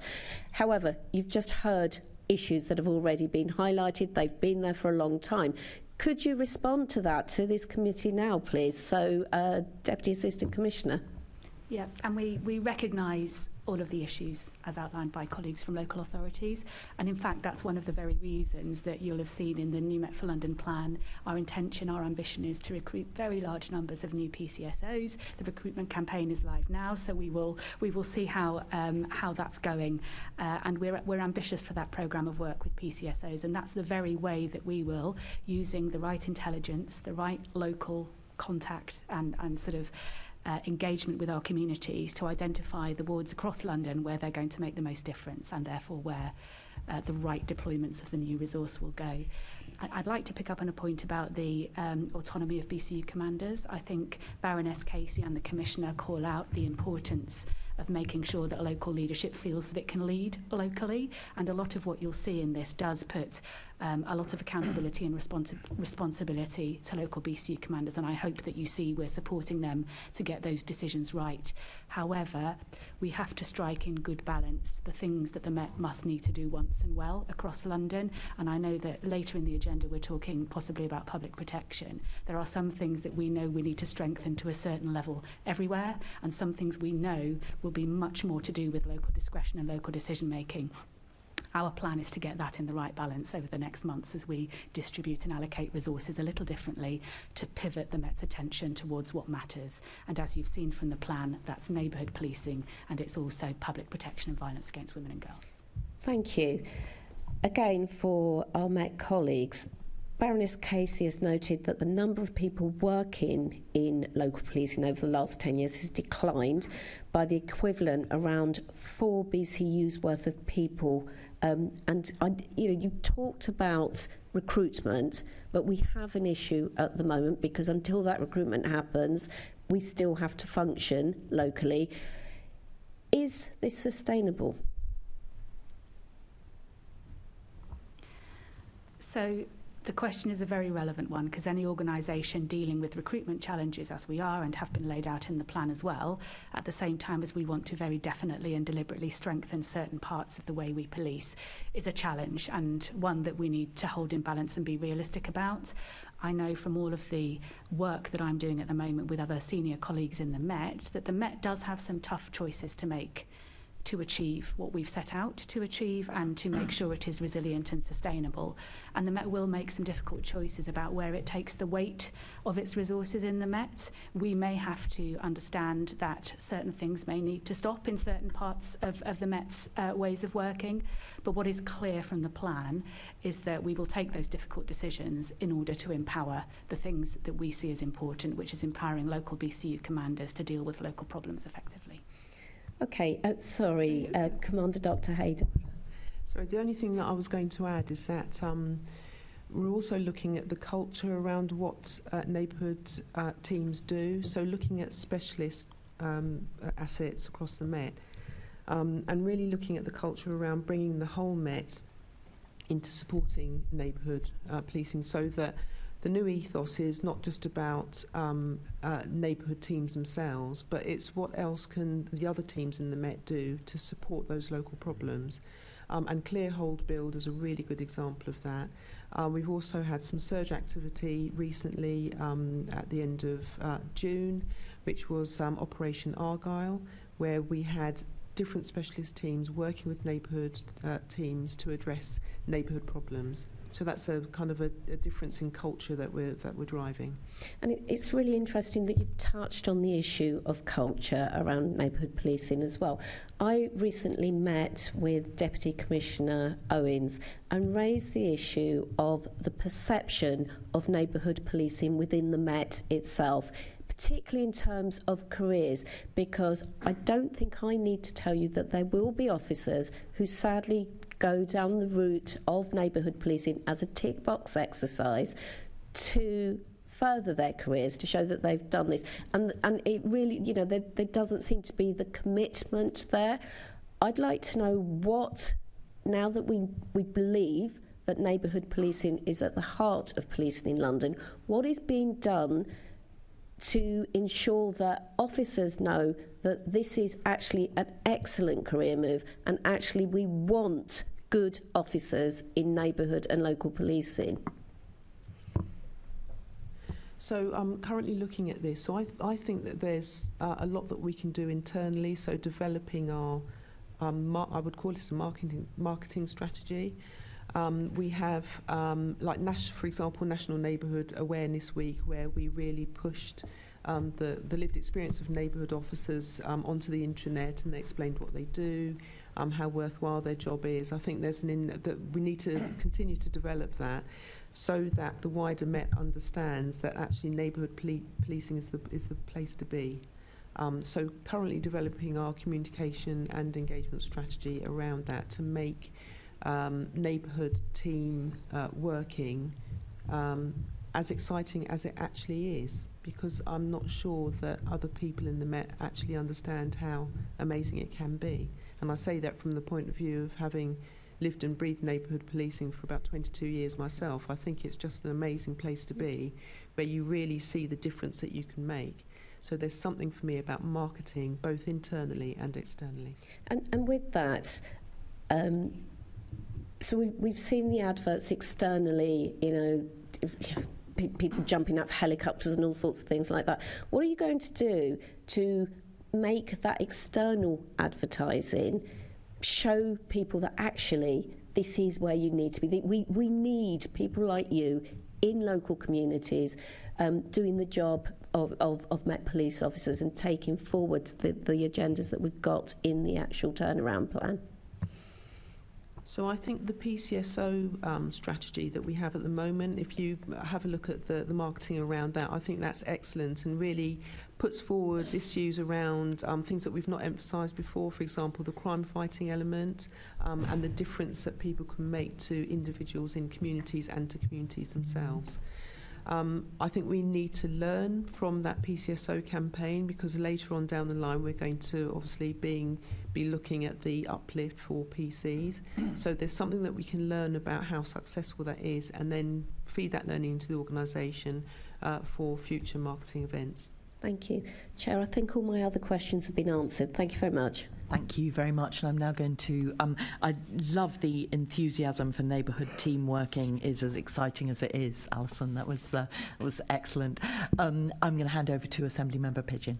Yeah, I think we've covered quite a lot of mine. I just wanted to pick up, so I've read the new Met for London plan and, I like it in as far as it goes, but some of it's going to be the devil is going to be in the detail and the implementation. But it's got the right tone and everything in it, and I just wanted to put that on record. But we're talking here about neighbourhood resourcing and policing, and I think, I don't need to ask you the impact of not having the resources in your boroughs, because I think we've heard that loudly and clearly. But the in the plan, it talks about we're putting more people into local policing. It then goes on to, we'll put more people into the teams protecting women and children from violence, more people into the teams who work with victims of crime. Where are these people coming from? Is this closing other teams within the Met? And I think I heard in the briefing I joined with the Commissioner, he said, I might have got this wrong, the violence suppression unit or one unit is closing and those officers are going back to the boroughs. Are you closing and redistributing some of your existing officers? Or is all of this on the assumption you're going to be able to recruit a huge number of new officers? So there's a lot of things collectively happening to achieve the strengthening that we've described in the plan, and it's a bit of several of the things you describe, actually. What's interesting at the moment is some of our more effective recruitment pipelines are for direct entry detectives at the moment. So one of the things that you do see an ability over time, even though that's going to be a relatively junior workforce to begin with, is a real bolstering of the volume of people we have to distribute into detective roles. So that's a real positive, and there are some big differences I think we can make, certainly on the public protection requirements that we've described, that we can start to achieve through the recruitment pipeline. Obviously we need to balance experience across the organisation, and there's some important discussions going on at the moment to try and make sure that our supervision ratios, where we have got many sort of junior teams on BCUs at the moment. So that's one way that sort of strengthening is going to occur more naturally by recruitment than in others. You're right to have heard that some of the ways that violence work has been done across London with a centralised team is under review currently, and we are going to redistribute resources so that they are more under the control of BCU commanders. And also we're creating some efficiencies and strengths by collectively using the existing BCU resources that are probably in too functional a state at the moment, so small teams allocated to particular types of work on proactivity, which is where you go out and try and actively disrupt and prevent crime on the streets. We're going to use those as a more consolidated resource, and we're going to bolster it by the way that those resources are coming from the centralised team. So that's another way that we are going to try and change the whole mindset and culture around proactivity, that it goes to where the most significant threats are, where the intelligence, where local communities are telling us they need help with local problems. The whole idea is that the BCU commander is able to utilise that resource in a much more effective way, and it's strengthened because of some redistribution from the centre. The bigger problem I referred to earlier is that we know we need to recruit faster than we're able to do at the moment. We know that to achieve these things, the Met may need to take some difficult decisions about how it re-strengthens or creates some efficiencies and economies elsewhere, and that's very active work at the moment to make sure that we can stand behind this plan, as well as being an organisation that's, dealing with some recruitment challenges as well. Great, okay, thank you. And let's move on to PCSO numbers. You've already touched on that. Clearly, there's been a huge impact where, taking away this sort of front line. The Mayor's funded 500 PCSOs, but I think in the plan it talks about you need about 1,600. So I don't know who's best to answer this, clearly there's a need for them. Kenny, how are you going to get up to that? Because I think they play such an important role. So the Mayor certainly agrees with you. That's why he did make funding for 500 available this. And if you look at what the new Met for London plan says, I think it's in like Annex B, or is it Annex C? I can't remember. The one which talks about the funding of it. It recognises that at the moment that is not something where funding has actually been identified for the final 1,100 of them.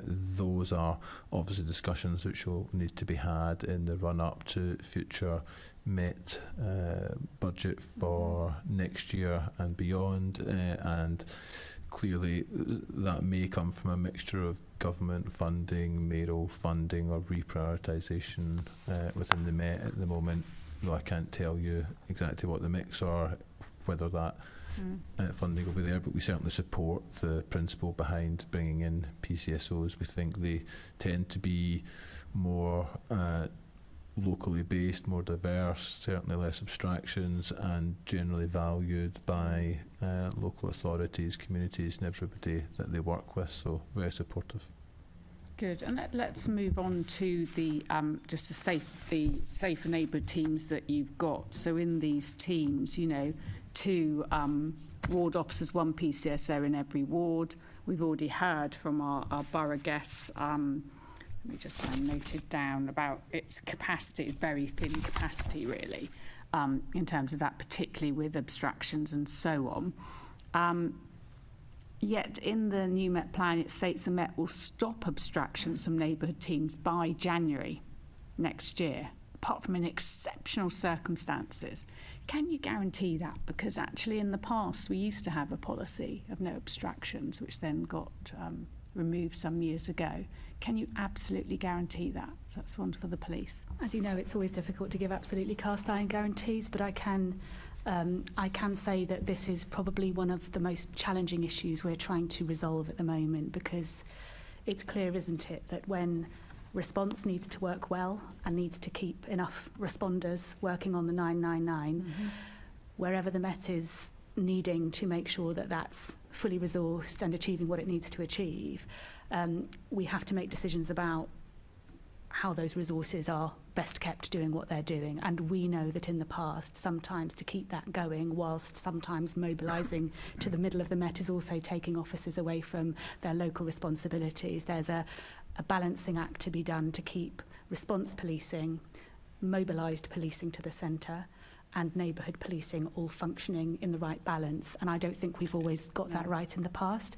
But you're right to call out the challenge, because to commit to maintaining local dedicated ward officers foreseeably remaining in their wards and not being abstracted except for exceptional circumstances requires us to resource policing to the right levels, so that we don't end up in that sort of toing and froing scenario to try and balance these awful decisions about where the biggest priorities lie. So there is a piece of work going on in the Met at the moment to try and make sure that we strengthen response policing sufficiently so that it can reliably serve the functions it needs to, without this call on other bits of the BCU's resource to sometimes strengthen that. It's difficult at the moment because you may have also read in the plan our 999 calls are going up at the moment. So a really intrinsic part of striking this balance better and providing the commitments we know we want to make about keeping ward officers where they need to be is things like right care, right person. So you'll have noticed some of the other ways we're trying to take significant demand courageously out of current response policing responsibilities, which probably has always needed to sit with other stakeholders, other partners, and it's created a really difficult scenario, hasn't it, for us to work together with our stakeholders to try and make sure that policing's doing what policing is supposed to, and that we're allowing some of that demand to be traced through to different services in different ways, right from the first call to police. So getting that commitment right on ward officers relies on us doing that piece of work really well as well. So I'm trying to make the point that that all is in quite fine balance, and so we're really committed to taking demand out of the system in order to be able to stand by that commitment. Okay, and then the final question from me, just from reading this, you talk about the LGBT plus community liaison officers. And I think each BCU has one of these officers. Can you explain their role briefly and how Londoners out there would know that they exist? And is this something on top of whatever role they do in the police, or is this a dedicated role just to work with the LGBTQ plus community? Yeah, it's a dedicated role. There has been some, I would call it advertising or raising awareness to LGBTQ plus communities, for example. So I was Gold for Pride, and we had an engagement strategy, and we were making sure that as many people as possible on Pride actually understood what they were for, why they were there, and how they could help. So they, part of their role really is around encouraging participation from the community, making sure that we build networks within the community, and making sure that we get intelligence and information from them as well. So it really is the core of raising awareness and making sure that we're building that trust, confidence and legitimacy with the community. Lovely. Thank you very much. Thank you, Chair. Thank you. I've got Assembly Member Boff coming in with a supplementary before we move to Assembly Member Devonish. Thank you. Two very brief supplementaries. To what extent is the new plan going to address the problem of officers being moved around too much on neighbourhood teams? It's a complaint I hear so often, that officers are on a neighbourhood team, bed themselves in, get to know the community, and then in no time at all they're moved on somewhere else. And that may be good for their training, but it's sometimes not so good for in terms of retaining that community connection. Perhaps Dr. Heydari. So I think part of the Strongest Ever Neighbourhood Policing programme really is looking at how we can address that very issue, because we need to build relationships with communities, and the only way you can do that really is by not moving people around a lot. So some of the things that we are thinking about is the marketing campaign that I talked about, so that people actually want to stay in their teams, so that once they come into neighbourhood policing they see that as with some kudos, I would call it, that this is a place that they want to be in, that they stay. There are all sorts of other processes that we could consider. Tenure is one of them. We've not got to that discussion yet, but so how do you mean by tenure? In terms of, so in some teams across the Met, there's a requirement for you to stay for a certain amount of time, maybe 2 years, for example. Thank you. So that's something that we could also look into, because it's not something that we do at the moment. So we are kind of thinking through all of these things under the programme about how we can make sure that people stay long enough in order to build those relationships with communities. I was born in a council house that was allocated to my dad because he was a police officer, and it meant that he had a local connection. To what extent will the Met be looking at providing having some kind of housing arrangement for police officers who predominantly do not live anywhere near the communities that they serve?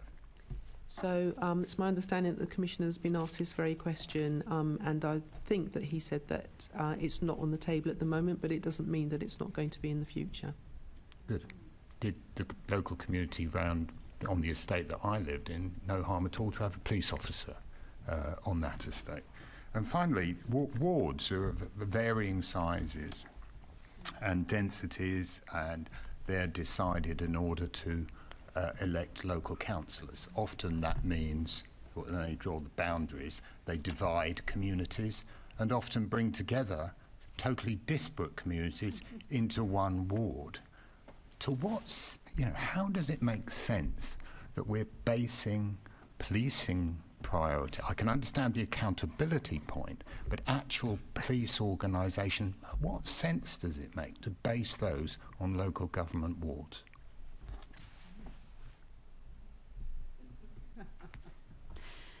So my answer to that, I suppose, is you've got to decide the amount of sort of local geography that you're going to take into account when trying to make sure that your response is suitable to local problems, realistic in terms of not being spread to a wider set of problems that is going to dilute the response that you need.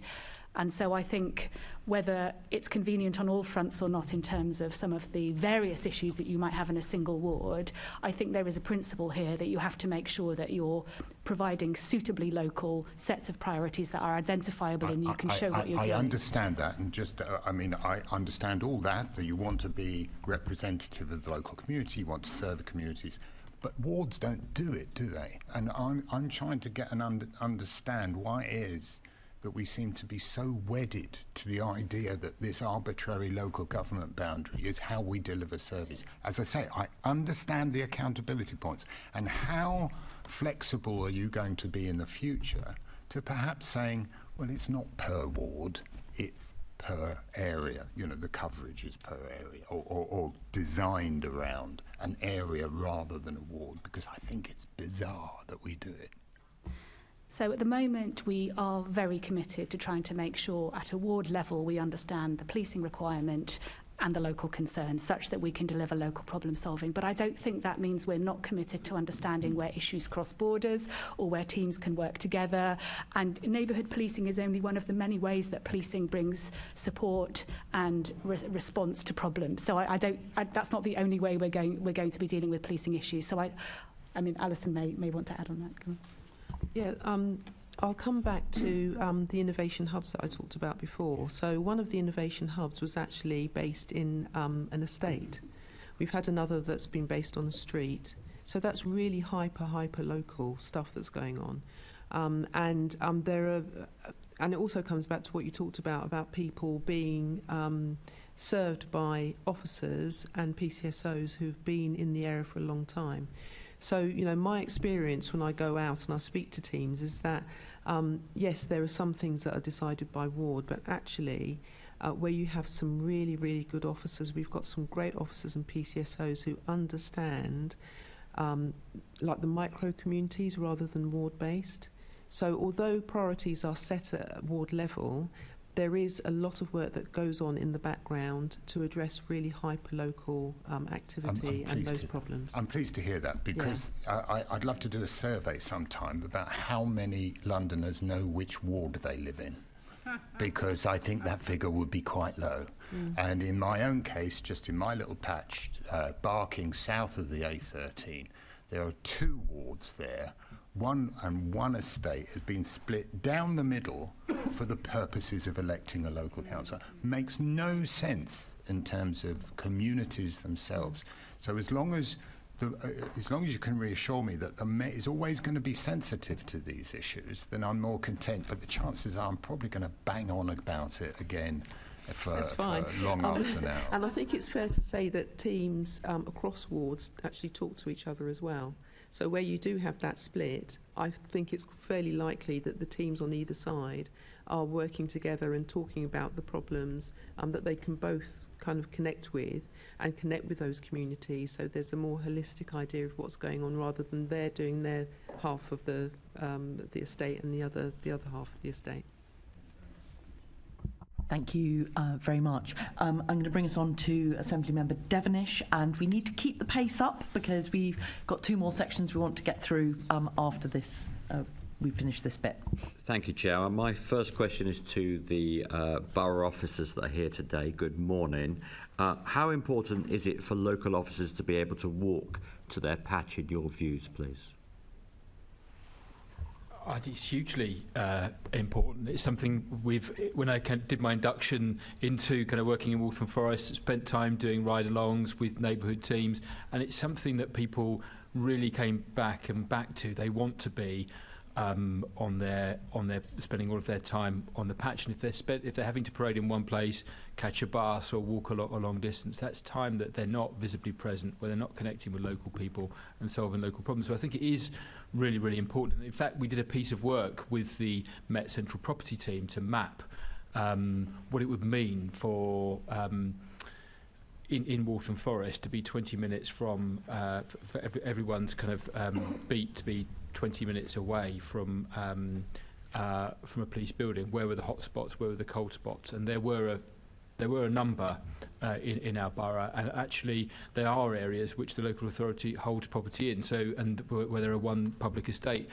collaboration. So I think there is definitely scope to do that, and certainly we would really value collaboration in that area, because it is ever so important that people are spending the time. The few officers that we have are spending their time getting to know their patch and being visibly present in their patch. Yeah, I'd completely agree with that. I think it comes back to that hyper-local relationship building. You can't do that if you're spending a lot of time sort of travelling. I know there was some concern when some of the police stations have closed originally, and we in Enfield are certainly working with our local BCU commander to look at how we might be able to share some premises to make that a lot easier for the police going forward. Thank you. And we're now going to turn to Kenny. I think I may have asked you about a state strategy in the past. The fact Caroline and I are going to get £1 for every time we ask. We're both going to retire as millionaires. So, Kenny, the Commissioner has asked that developing the estate strategy reflects the need for officers to be able to walk to their patch. Can you confirm that this has been actioned? And when do you expect the estate strategy to be finalised, other than Uxbridge, which I see you managed to finalise only last week? Thank you. So some progress.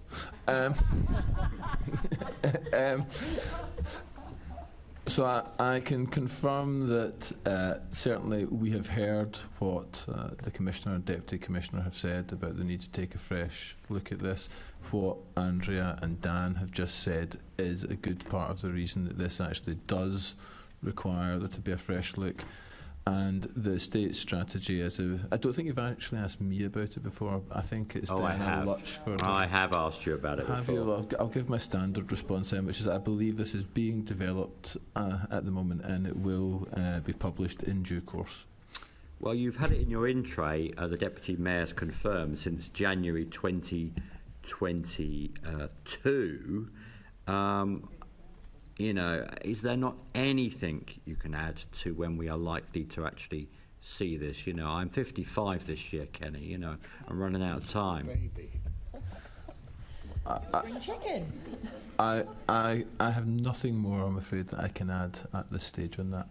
Are you able to give me an update just on a constituency basis of what's happening between the Royal Borough, Kensington and Chelsea on Notting Hill Police Station? Because they've been talking again for an awfully long time, and we're very keen to get that asset into community use. I can certainly ask my colleague who deals with this to provide an update to you, yes. I'll take that, Chair, as the best I'm going to get this morning. Thank you very much. Thank you. Now, we're going to take a brief comfort break now, just for 5 minutes, and I will bang the gavel and adjourn the meeting, and then we're going to come back for our two final sections on BCU, performance, trust, confidence and oversight, and public protection teams. But we now have a 5-minute adjournment.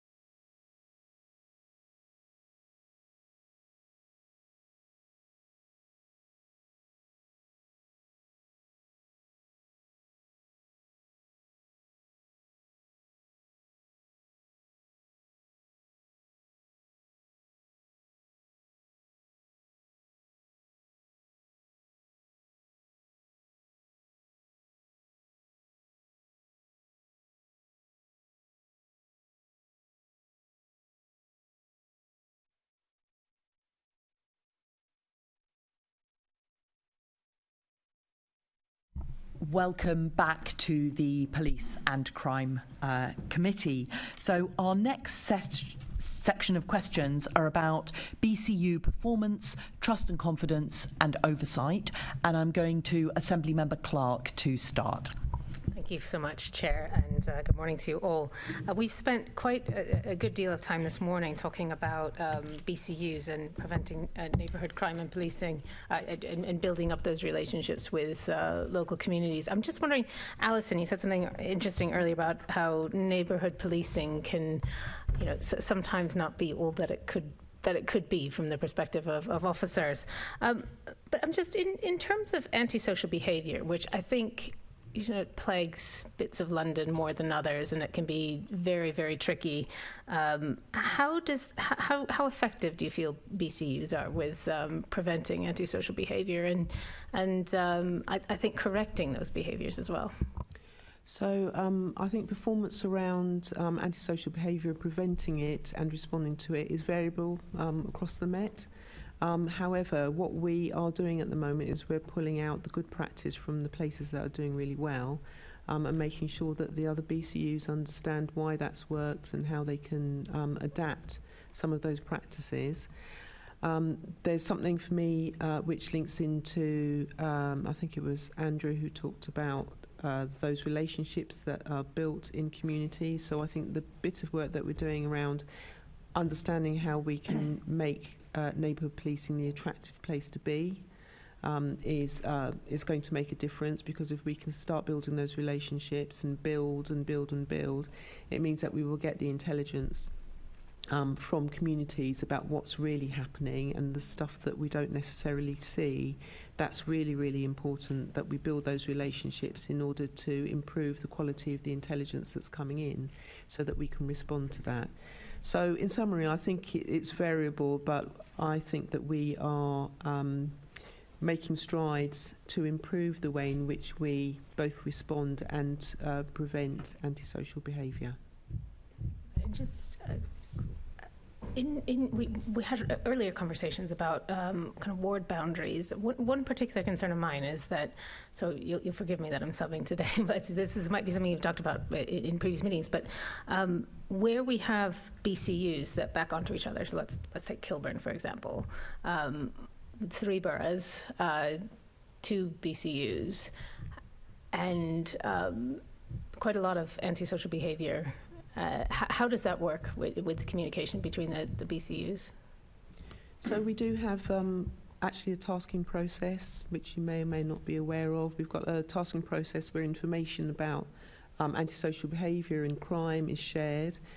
And I think it's important for teams to keep talking to each other. So it's that softer stuff that you can't necessarily measure, where you've got relationships between teams, which is really good, where they're sharing what's going on. You hear the same names, you hear the same perpetrators, and the importance of having those relationships between teams and across borders and across wards is actually very, very important. And we also have other processes at a strategic level where we have BCU commanders that come together and they share what their teams are doing, so they come together on a monthly basis. We also have meetings that are chaired by Helen as well. So there are the kind of social aspects of people speaking to each other, but also the processes around sharing that intelligence. Thank you, Chair. Thank you. And I'm now going to bring in Assembly Member Garrett. Morning, everyone. I suppose picking up, so one of the points raised by Baroness Casey was about response times, and so I suppose question for you, Kenny, initially, is response time a good measure of police performance? Taken in the round with a number of other measures, it potentially gets to the overall police effectiveness, and we know that police effectiveness is a driver of both trust and confidence. It shouldn't be used in isolation in any way, because you wouldn't want everything to go into response and nothing to go into local or neighbourhood. But yeah, especially for I-calls, I would say is a pretty good indicator of people getting a service when it's absolutely needed. And what's your judgment of how that's looking and how it's changing? So at the moment it had reduced in terms of overall performance over the last several years, really consistently. There had been real problems in East area, for example, we'd seen stuff like that. Again, some of this may be due to the fact that a lot of response was being staffed by aid or things like that. The new commissioner who came in brought in Operation Stabilise, which put in a number of people into there. I think it was an additional 90 people who were seconded initially out of central teams to go in and do that. We have seen some initial stabilisation, which you would hope given the operation name, and we are now beginning, I mean it's too early to say if it's a trend, to be honest with you, Mr. Garrett, but we are seeing some of the figures start to move in a more promising direction. Okay, I suppose then a question for the Met. What's your view of that, and what are you doing to get on top of response? So I think us being there when we're needed is a really important indicator, but I would see it in the balance of many important indicators. I think the thing where we have an opportunity, and hopefully you see laid out in the plan the ways that we'll do this, is are we completely sure where we send an officer and therefore we count a response time, that was the only and best way to deal with the issue, or whether even it was an issue that when we take all of the sort of the wider issues of right care, right person and things like that into account, whether in fact a police response was required. So I think call handling and all of the other work to try and take some demand out of the system in a better way, better for the public, better for victims potentially, so that when we are dispatching and deploying, you absolutely know that you've got that end-to-end process correct, so then you can reliably call out response times as an extremely important indicator of whether we're effectively helping the public or not. Do you want to come in as well? Yeah, thank you. Yeah, the only thing I would add to that is that it's great if an officer gets to a call within the timescale that we're summarising is the right thing to do, but it's actually what they do when they get there. The quality of that interaction is very, very important. So we have, for example, Rate My Met, which has now been set out, and we're looking for funding for that, and we're looking to see whether or not we can use that survey to understand what the lived experience of that person is when an officer actually gets there, collate that and see what the learning is, and see if we can feed back to the officer as well so that they learn how to do things better. Good. I'm glad you said that, because actually my view is sometimes you can get sort of spreadsheet blindness where you look at a number on a page and go, oh, this says we're doing well or badly, and exactly as you say, that's not mostly. I mean, if nobody turns up, then that is a number on a sort of spreadsheet that people are unhappy about, but as you say, if they turn up and they don't do a very good job, that's a different and probably more important problem. So I'm actually glad that you did bring that up. Kenny was just talking about the sort of East area. So when we see some of the discrepancies, so the figures I'm looking at here, for example, so East areas, Barking, Dagenham, Havering and Redbridge, it's sort of struggling to get above 2/3, 66, 67, 70% for iCalls response. And then you compare that with other places like Central North, which is Camden and Islington, where it's much higher, it's sort of mid-80s. What do you think is the difference there? Is it to do with differential resourcing of different BCUs? Is it different BCUs? You might not want to drop a BCU commander in it, but anyway, is it a different BCUs prioritising different things within their patch? What do you think is going on or is it just a different pattern of crime? I don't know. I think it's all of the above, actually, and some of it is about the geography, some of it is about resourcing, priorities. All of these things, I think, come together in the perfect storm. The main thing for us, I think, as the Met, is to understand why. And there's a lot of work, isn't there, Helen, going on around understanding why the I grades are as they are and why there's so much discrepancy. So I think it's a combination of both. Of those things and all of those things that you've talked about. It's getting down to the bottom of why. But we're not there yet.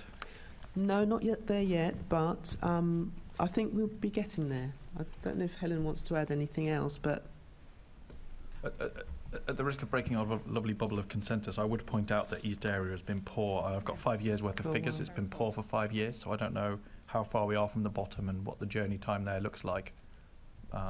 But it feels like they've been waiting a long time in East for some improvement. I think East is big geography, isn't it? It's one of the biggest BCUs in terms of its 3 boroughs, and it's also spread wide, and it's to the edge of the Met. And we've had fairly profound issues for a long time, as you know, and I know it's frustrating that those figures don't seem to be moving. There's a wider question here, which isn't the immediate issue in terms of fixing our Met foundations and trying to make sure that we're using resources as best as we possibly can across the Met and into the bits that are important. But there is a wider question, isn't there, about the distribution of demographic changes and things happening in the wider London area that might cause us in due course to understand where there are certain areas that over the last few years have made achieving that balance in a difficult geography, which it already is even more acute in some ways. So we're alive to that. What we've got to do is fix some of the immediate problems in front of us. Yep. And some of the modelling we're trying to do to make sure that when we distribute new neighbourhood resources in a sensible way where they're going to have most impact, we are taking account up-to-the-minute data and information about crime, about ASB, and that will factor in some of those demographic issues as well. So we're starting to build up from the bottom in a way that better understands where demand actually is in London, but there are some bigger issues for the longer term about that wider distribution, I think. Okay, I'm not sure that quite answers my question. I'll just finish on this point with the observation that Bromley is also a very big and dispersed borough, and they're managing 79, and that's actually a decrease. So, you know, Bromley is another edge of London, Kent border, semi-rural, in fact pretty rural, some bits of it. Maybe the crime is less in the rural areas. I'm not so familiar with Bromley, it's not my patch. But I would just make that observation. What I actually wanted to then pick up in terms of actually what you were just talking about, Alison, about it's not just about responding, it's about what happens then once there's a response. So I think in terms of sort of local crime, if you like, I think two particular areas that I have concern about. One is mobile phone theft, another one is bicycle theft. I've brought up bicycle theft in this committee before, and I'm looking at the figures, and on both of those, and those can be some pretty high value items. You know, when you think of a bicycle, it's not always some old beater that was 50 quid, you know, out of some car boot sale. Often it's thousands of pounds. Roughly speaking, it's about 1%. Sanction detection rate. So, you know, high 90% of those, I suppose it would look like nothing happens.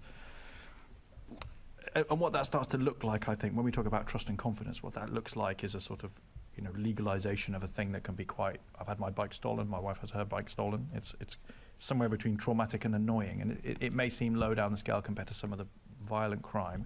Mobile phone thefts as well, they can be quite high value items, and sometimes those thefts can be quite you know, it can be a confrontation. It's not just a pickpocket. What's happening in terms of tracking those down? And I suppose in particular, you see reports where phones and sometimes bikes now have a GPS tag in them. Is the Met looking at following those up? Because I hear reports of where a phone or a bike that's been stolen, in one case it was like a £3,000 bike, it was broadcasting its location, and the person in question seemed to not be able to get the Met to go and have a look in what looked like a warehouse location where that was.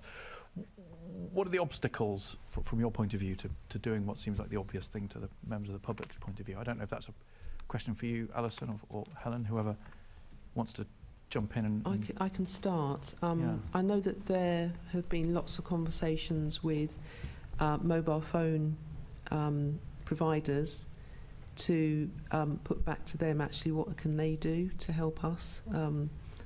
And I don't know where the Commissioner has got with that. I don't know if Helen can give any more information, but there's most definitely a piece for me around wider stakeholder engagement. So the companies who actually provide this, what can they do to target harden phones so that when they are stolen, it actually makes it very, very difficult for handlers to be able to just sell it on. So there's definitely a piece of work which is beyond policing. We're also doing a lot of work around handling. So there's a plan in place at the moment which is being developed around how we target the more unscrupulous handlers, I would put it that way. Handlers, you mean people who are handling the stolen goods?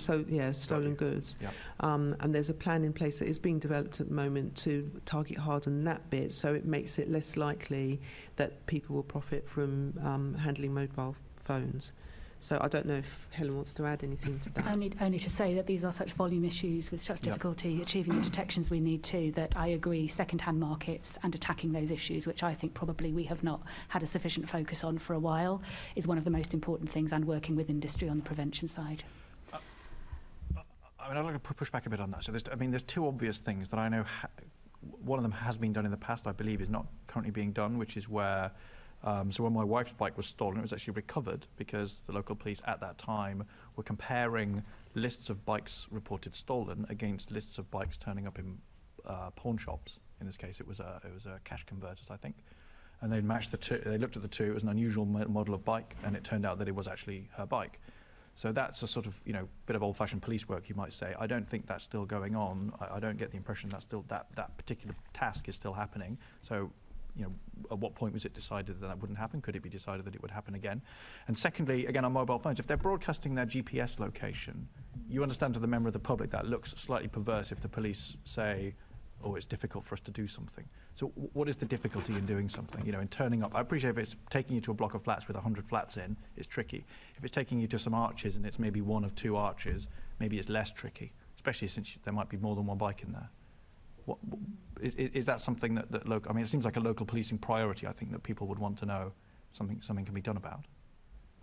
So I'll just link back to what Helen just said around volume. The number of mobile phones that are stolen every year, well, every month in London, is huge. I've got 11,302 reported stolen, which is perhaps not the same as total stolen between July and June. So I think some of this is around choice, around where we put our resources and what we put them to. Is it violence against women and girls? Is it robberies, violent robberies? Is it homicide? There's all sorts of choices that we need to make in order to assess where we put the limited resources that we have. But most definitely worth taking back what you said and see how that can feed into the Strongest Ever Neighbourhood Policing Programme, and see how we can address what you said. Really open to that. It's not a question, just a quick observation though, that most crime is committed by, minority of criminals are obviously more prolific, and if you start investigating crimes, statistically it leads you back more often than not to those people. And I was listening to when the Commissioner was speaking about this new V100 thing, the list of the people who are biggest threat to women and girls.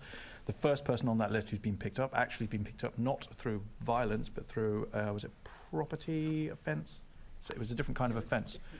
And so this is the observation I would finish with, is that actually if you just start tracking people down, you're going to find people who are criminal and violent and unpleasant across the board, and that will include some of those people who are committing violence against women and girls. But I do need to move on because time is pressing. So just a question to, I'm not looking at the chair, but I imagine she's looking at me.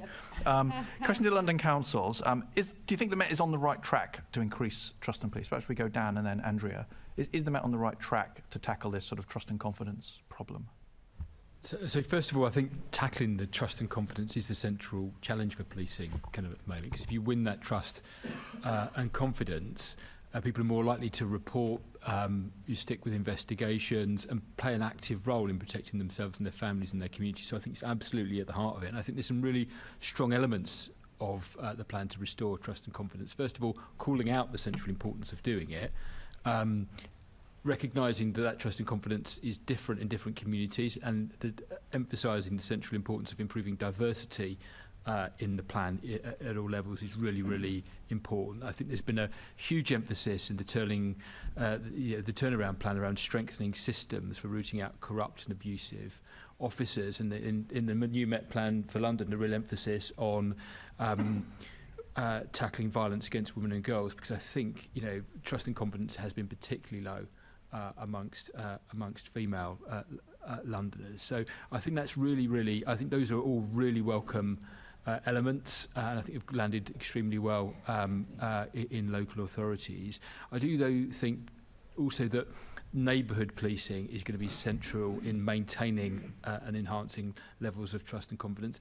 They are the people that residents interact with day to day. They're the shop front for the Metropolitan Police. If they're giving a good customer service and understand local problems, that will be the thing which maintains trust and confidence longer run. And I think the emphasis that's been put on that is also very, very welcome. The extent to which that delivers results, I think, will be in part down to what it says in the plan, but largely how it's implemented. How is it resourced? How are the local teams equipped? How does the culture change? So really positive direction, lots of good commitments. What it means in practice, I think we'll have to keep a very close eye on.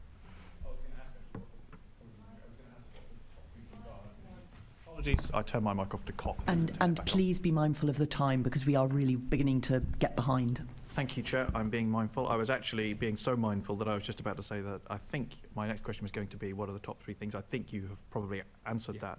So Andrea, I don't know how you think they're improving, and what are the top 3 things? I do think it's the first steps towards improving. I think if we can have more stability in neighbourhoods, if you get to know your local officer, if they represent what what your community looks like, if you can build up a relationship and have a conversation that isn't one that you're always having in crisis, then you're going to share more information, and you will share more information about antisocial behaviour, and things that look apparently low level can sometimes be signals of something more serious, as you've alluded to. Thank you. Just very quickly, finally, is there anything that you think boroughs could be doing as part of this work as well? Perhaps we go in the opposite order. So Andrea, and then Dan. What's boroughs' role in this trust and confidence bit? Yeah, I think, and we do a lot of joint work, a lot of community events and things collaboratively. I think the scheduled meetings that are being held that the Commissioner has set out in every borough are a starting point, and already the local senior leadership team have spoken to me about how we might build on that and have a series of sort of smaller meetings and discussions with various members of the community. So I think we can help in that regard. Thanks, Andrea. Dan, what's the council's role?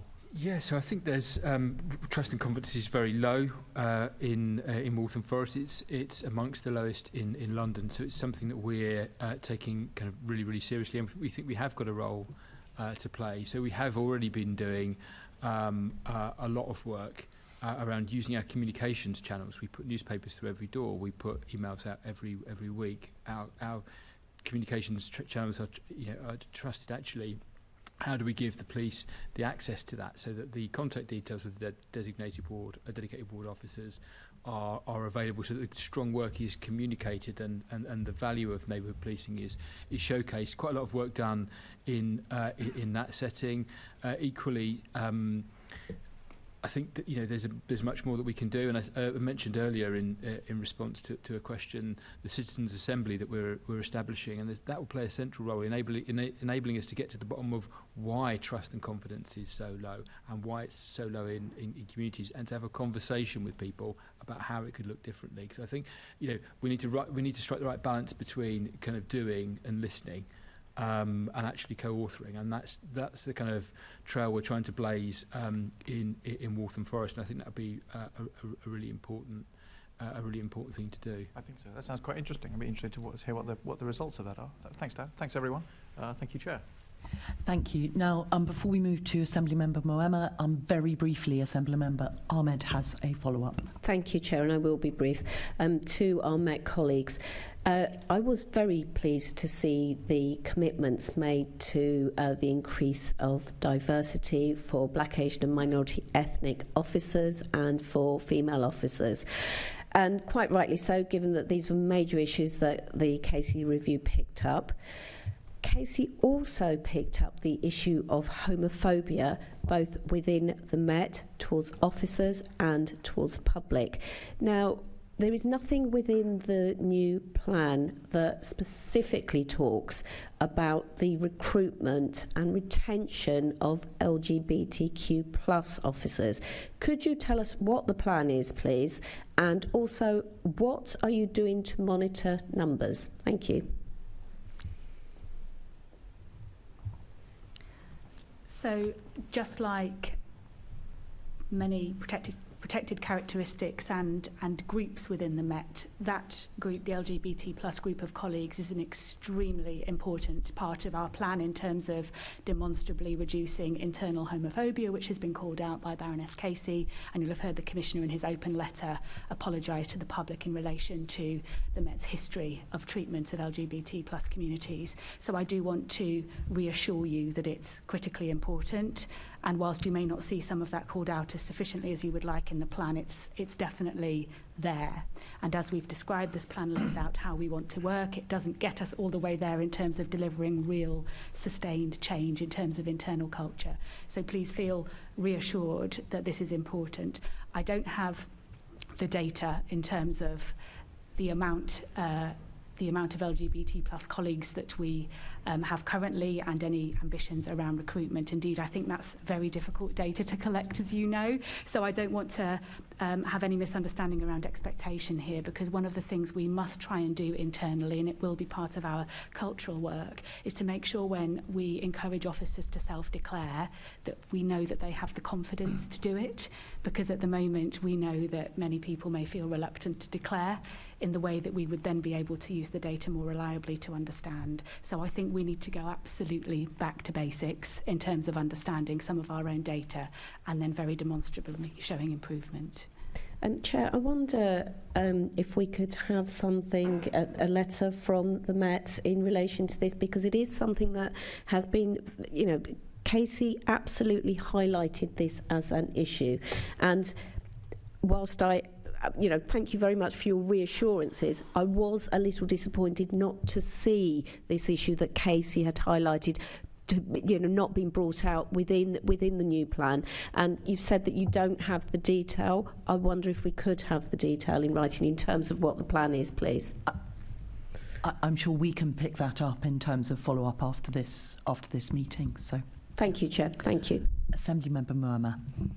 Thank you. And before I start my questions, I just wanted to actually say I have met Commander Heydari before, and she was instrumental in the child queue work that happened in Hackney. So I want to put on record my thanks to you for the work that you did. I know it was a difficult time, and it still continues to be, but that was really important to me as the AM and also leaders in the borough. But I first of all take this backwards and start with the Met. So the question is how the proposed changes to local policing help address the concerns highlighted by Baroness Casey, specifically around culture in the Met. And so, Commander Heydari, you talked about specialist commands and issues that there are there. I wanted to first of all start with you, though, Deputy Assistant Commissioner Millichap, about I know you have some experience of working the Parliamentary and Diplomatic Command, which was a highly troubled command. It's where both Wayne Couzens and David Carrick worked. And so with the benefit of your experience of seeing that from the inside, I would like to kind of understand how we can make sure that those issues are not repeated. One of the issues that I have raised here at committee is that that command and others similar to it seem to have been protected from a number of cuts in terms of finances in the last few years, and we're talking about having to prioritise between finding stolen phones and violence against women and girls. That's, to me, is not a sustainable situation, but are there lessons, positive ones, to be drawn across into local policing to make sure that that's prioritised? Thank you. And yes, one of my previous roles has been in specialist operations, and we have done a lot of work to try and understand what might be the components of healthy or unhealthy culture in commands in the Met, which you have heard from Baroness Casey too, may be considered to be elite, have higher value and higher protection in terms of the officers within them. It's a really important and difficult issue for us to grasp, not only for commands like that, but across the wider Met in terms of where we may have obvious units or commands where, for example, the simple fact of how many women there are in those commands on the face of it is just not right and not good enough in terms of creating an obviously diverse and inclusive culture. I won't be able to go into too much detail around funding, I think, because of time, but also because some of the complexity of funding for those units is a completely different set of arrangements from local policing. So the fact that you could sort of cross over between the two isn't an easy thing to have happen, and they are quite siloed structures. And interestingly, since you've asked about diplomatic protection, one of the problems with how that unit has been constituted in the past, in my opinion, and in some of the ways that we've done the review for that, is it becomes very reliant on overtime, because it may not have enough officers in it to be able to sustain a model that doesn't require quite a lot of overtime. And when you have specialist units that require that, they tend to be attractive and available in terms of the kinds of officers who will find that an easy shift pattern to work. That can then start to be not inclusive and actually really put people off joining those units who might otherwise think about it. To reassure you, we've done lots of work to increase the number of female applicants into that unit and done an awful lot of hard work to make sure that the environment they go into is going to be inclusive. But ironically, that means paying more attention to putting resources in there, more resources, so that you're not reliant on an unhealthy culture of overtime, which makes it quite difficult to go to your point about how do you release resources from that sort of... So my question is about resources, but it's also about the underlying culture of that compared to... We're here talking about local policing. So how do you fix the culture of... so that seems from the outside just have a bad, terrible culture, to be honest. We don't want that to be replicated in local policing, and where it exists, we know it does exist. How is that stopped, and how do you make sure that it then becomes an attractive place for Black Londoners, for women, for LGBT people to join, but also to stay? And then when those staff and officers have complaints, how they can be dealt with and feel like they are being addressed, to then kind of empower the public to feel the same way about the force. So culture everywhere in the Met needs to be something where everyone is spotting problems and everyone feels able to call out problems, and that people who may have consistently not spoken out in the past feel confident if they raise an issue to anyone, or if somebody sees an issue and is standing by that issue and not calling it out, that they do. One of the very important things in the new Met for London plan is the frontline leaders training rollout, which is happening now. That catches supervisors who may not have had CPD or a mandatory input of managerial or leadership training since they first took that rank. So it catches all of those people in the Met, as well as anybody coming newly into sergeant's roles. That deals absolutely with the expectations around standards that the Commissioner has laid out. It talks about upstander, bystander. It talks about the expectations of line managers. Just quickly, so once all of that's happened, what does that change about the culture? Does that not just mean that somebody's been on a training course? Because I think the criticism running through Casey and some other, I think, conversations we've had here is that it can feel like a tick box exercise because officers are under so much pressure. You just get it done and move on and revert to old ways. How is that going to be embedded beyond those people having the frontline training? So we've developed it with a view to it being meaningful, and you would expect the amount of behaviour being called out potentially to increase as a result of officers feeling more capable and prepared to understand what colleagues need and where there might be invisible or unseen problems that they, as a line manager, for example, have a duty to go and find as opposed to not know about. So I do think we would expect the training to result in more calling out of poor behaviour, to put more cases into the system where we can really start to directly support people who've experienced potentially for a very long time feelings of exclusion and all the spectrum of microaggression right through to active issues that would actually potentially involve a misconduct process or indeed criminal allegations, for example, sexual harassment. We're doing lots of work to try and make sure we understand the prevalence of sexual harassment in the workplace. Nationally, Maggie Blythe and the Vorg team, and I'm the Mets League for Vorg now, we're running that survey and really hoping to find out some of the depths of the issues and the ways that we'll respond to it through that. So this is an ongoing and huge challenge.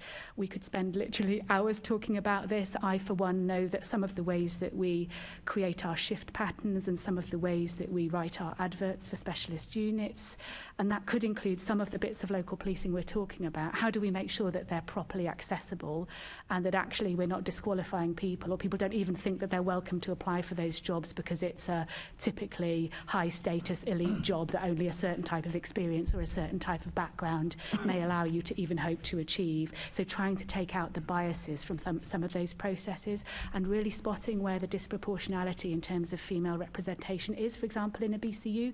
Because I think, and I've asked each BCU commander to check it, I think there will be specialist bits of BCUs that are incredibly undiverse, and I don't know and I'm not assured enough yet that we have all of the direct ways we should have in place to make sure that we create wider diversity in those quite small, potentially pockets of fairly monochromatic teams in BCUs. Fine. Just really, before I move on to a question to London councils, So I welcome the fact that you have reinstated the officers that are working with the LGBTQ plus community, and what you've outlined in terms of engaging more women to move into different parts of BCUs and other parts of the Met is a positive thing.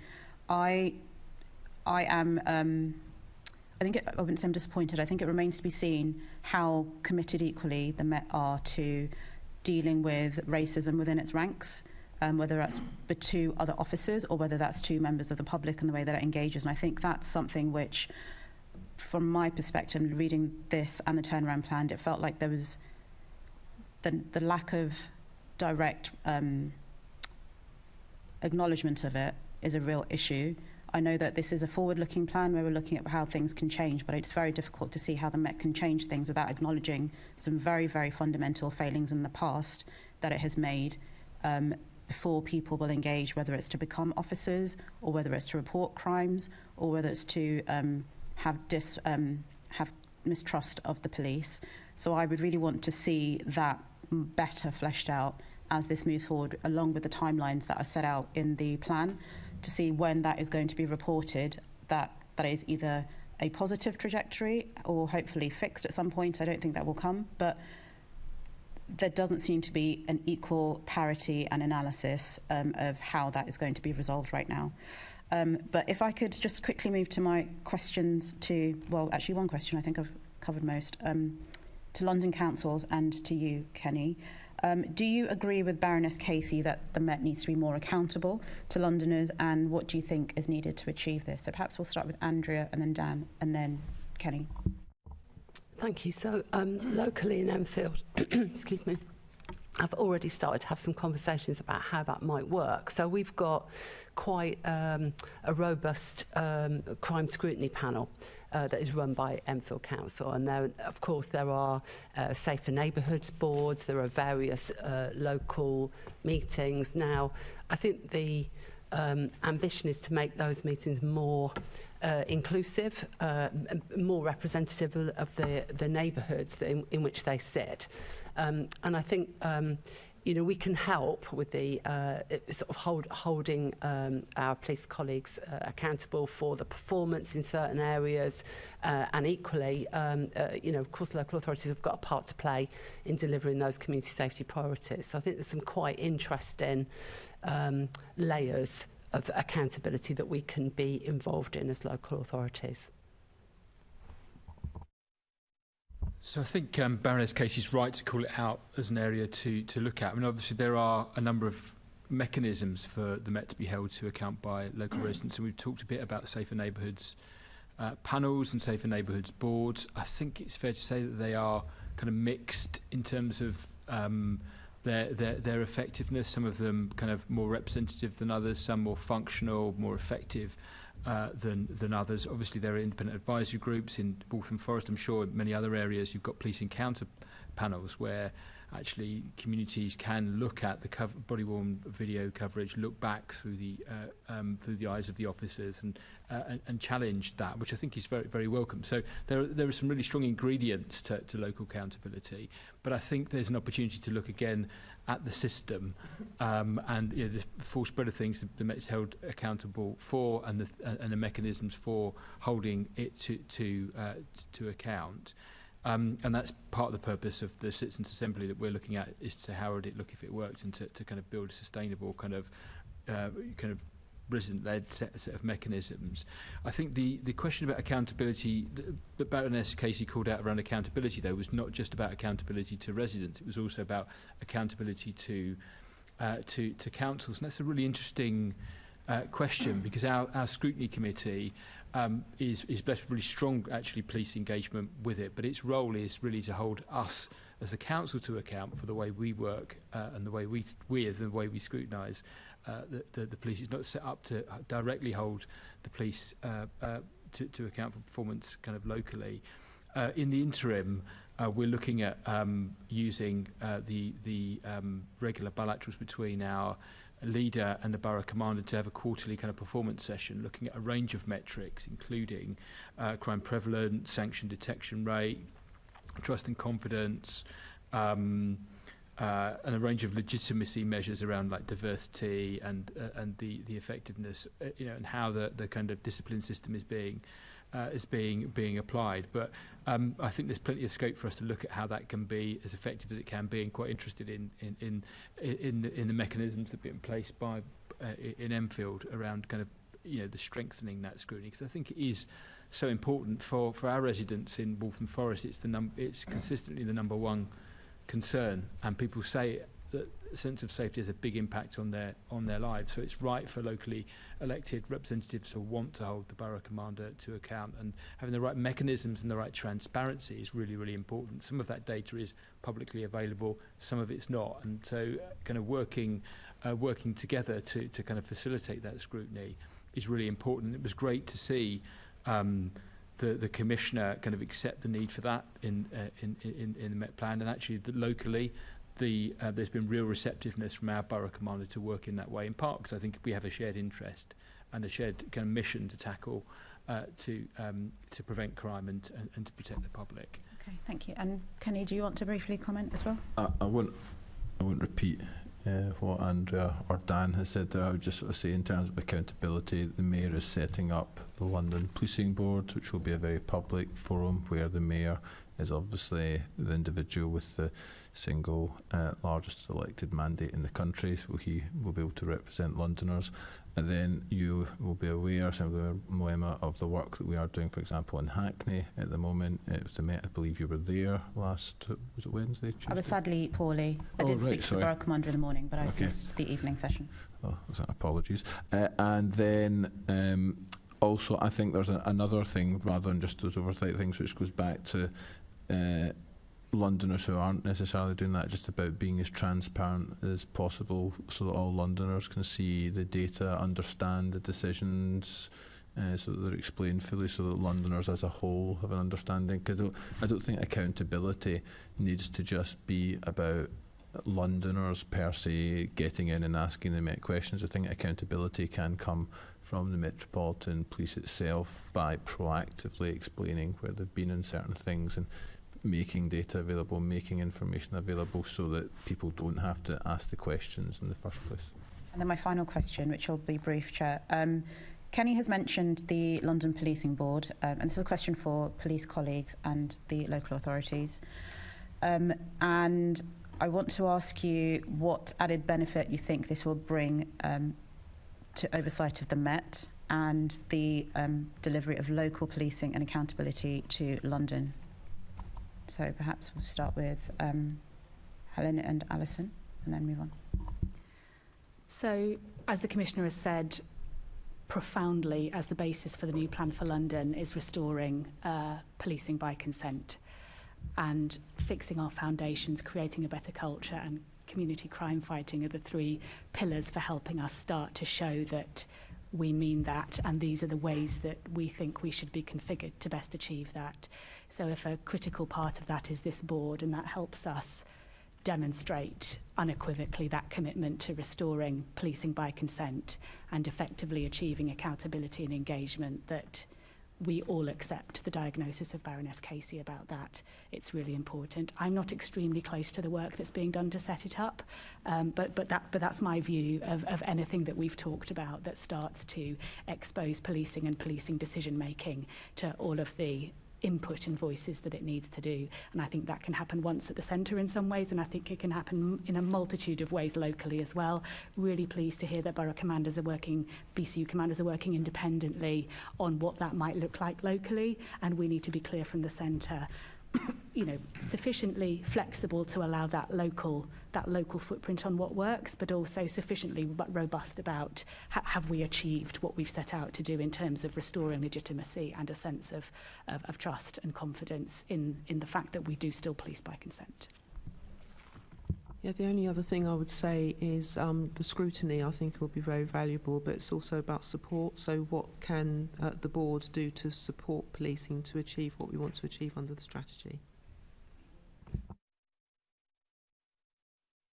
Yeah, I mean, just to say, in the light of the Casey review and the turnaround plan, London Council set up a a task and finish group of officers and members under the chairmanship of Jazz Athwal, the leader of Redbridge Council, which looked very much to create a kind of framework for how the Metropolitan Police Service and London local authorities can work together. And there were a number of kind of a series of asks that we made of the Met Commissioner around building a new partnership, having consistent empowered local leadership, and also being part of the transformation of pan-London policing. So I think it's hugely welcome that London councils will be represented on the Pan-London Policing Board. But I think it's also important, I mean, our interest will be in Pan-London policing, but it will be primarily in local policing and making sure that's... And I think the framework called out the importance of a strong dialogue also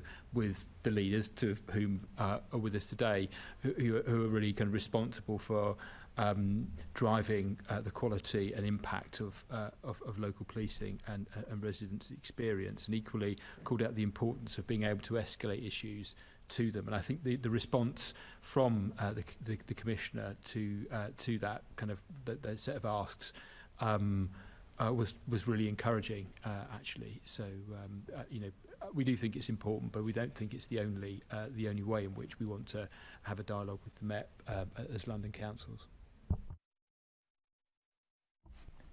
Thank you. Yes.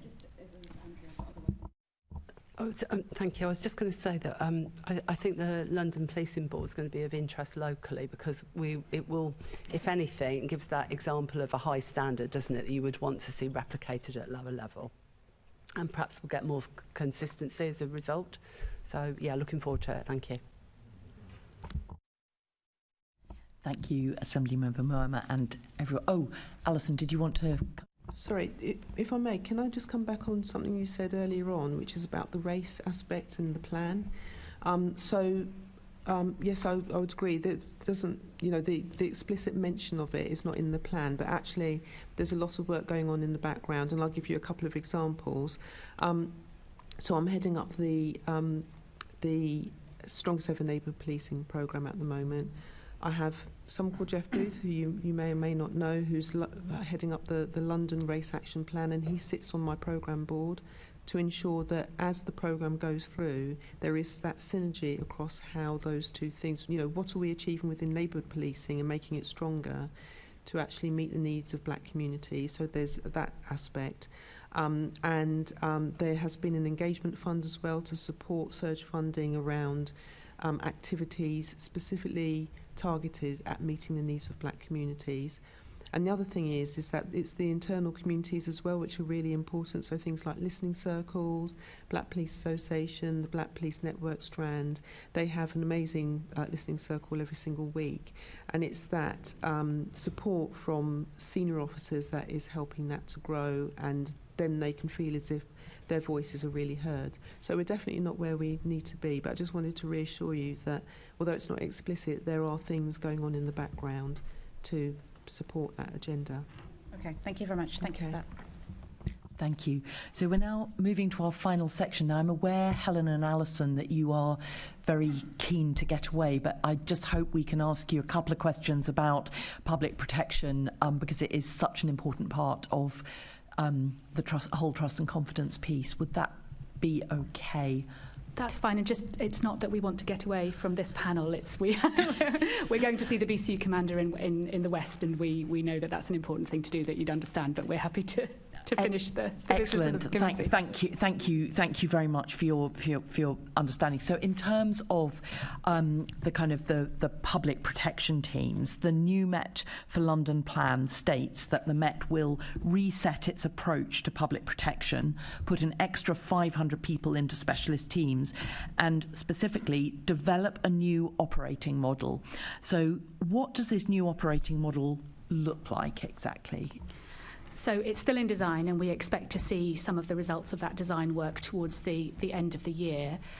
But what it must do is acknowledge everything that Casey says and everything that we have been sort of developing in our own knowledge of some of the pressures and strain that are on officers dealing with public protection work, and have been sort of building, I would say, for a number of years probably, and also in the context of increasing demand.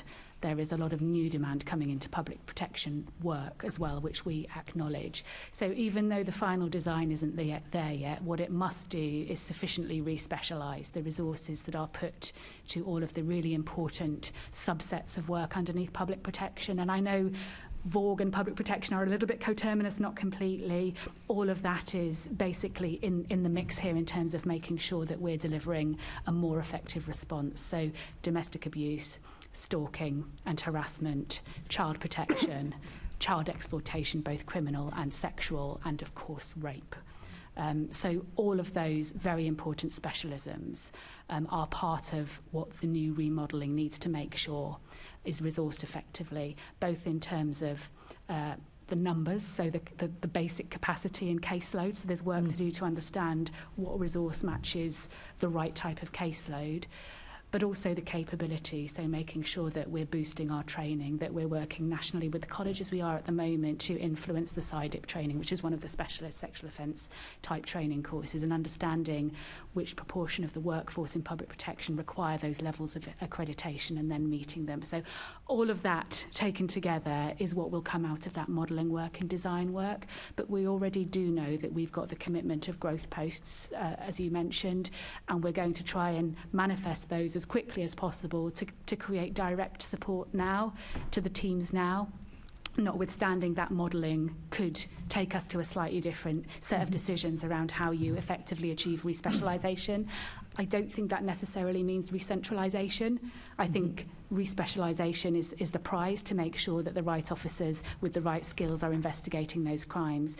The extent to which that's done locally and how we configure those teams is what this model will help us decide best. Okay, so you haven't, because I think when the BCUs were set up, the Met sort of decentralised and despecialised the investigation of rape, sexual offences and child abuse. So you're saying that this this new operating model, which is in design, it's not decided whether that will operate at, or not decided yet whether that will operate at the local level or whether it'll operate in a more centralised model.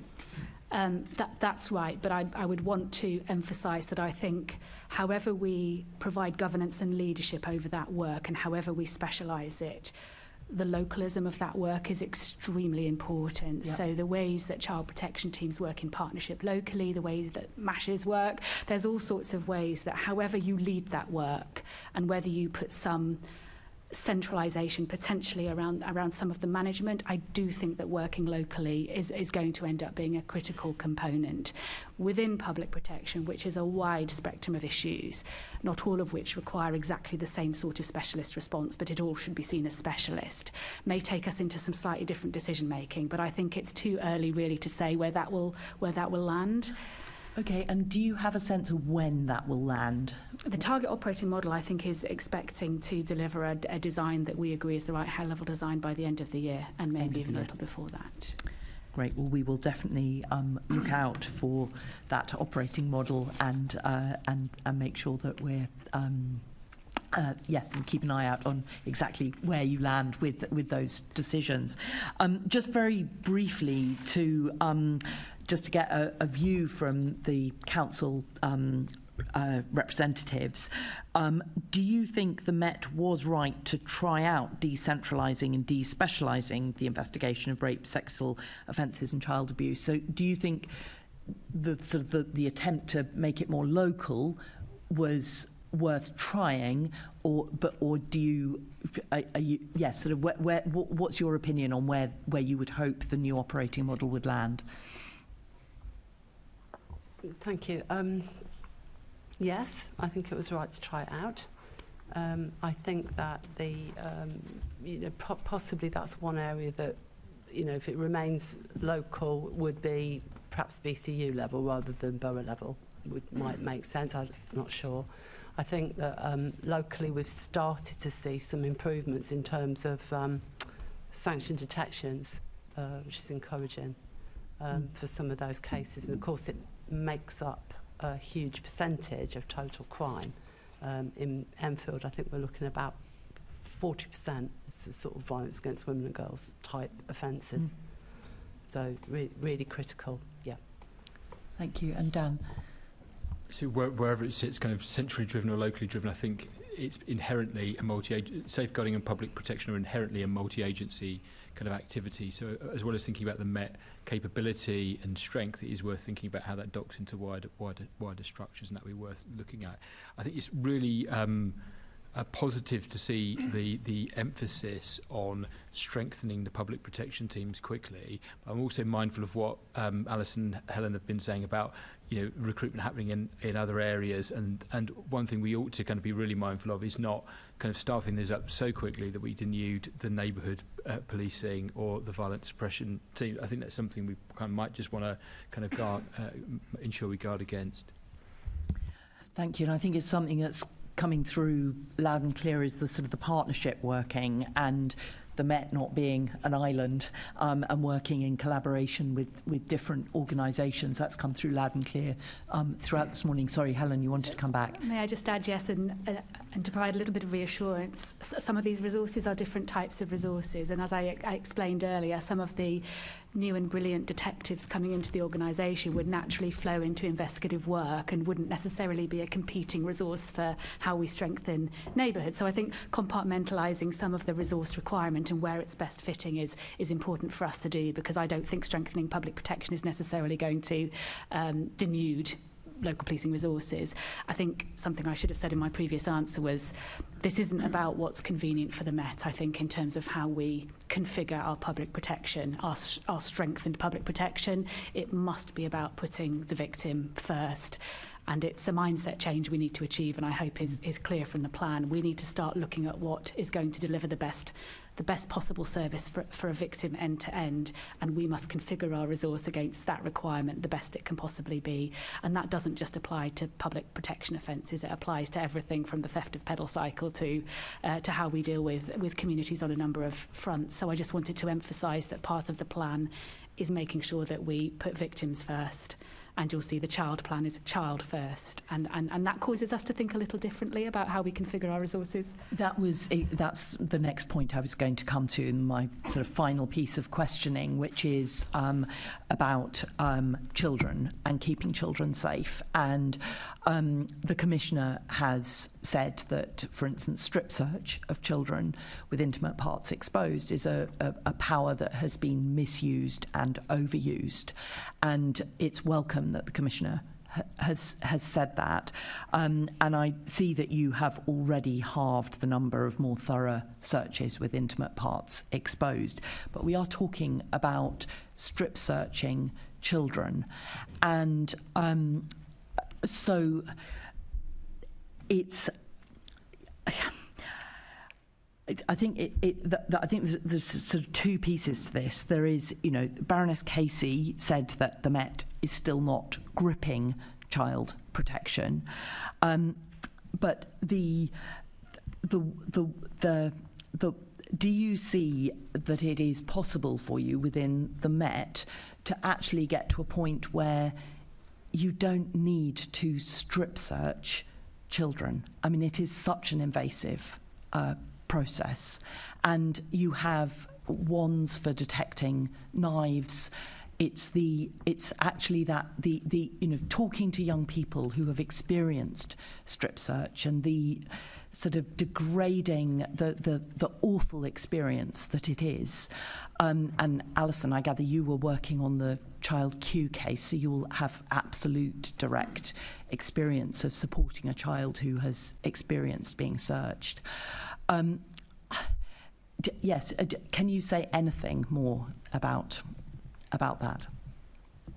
And Alison may well want to come in, or she may not, but I'm not sure I can ever say that unequivocally, because one of the very important child protection issues in this, that we mustn't create a situation where a child is potentially more at risk of exploitation by a criminal who seeks to use them to hide or to carry items and to create an extremely unsafe situation for that child. So this is about striking that very clear balance, and I don't disagree with the concerns as you described them, that it should be a vanishingly small number of occasions where it's felt necessary, and everything we can do to provide a different, less intrusive way of understanding where a child might be carrying something dangerous like that is obviously where we need to invest our time and energy. And I know that there are some different parts of the Met, potentially in custody areas, looking at different types of technology that might remove the need for the ways we currently might feel we need to conduct searches like that. So I'm afraid it's not the absolutely unequivocally clear answer you were looking for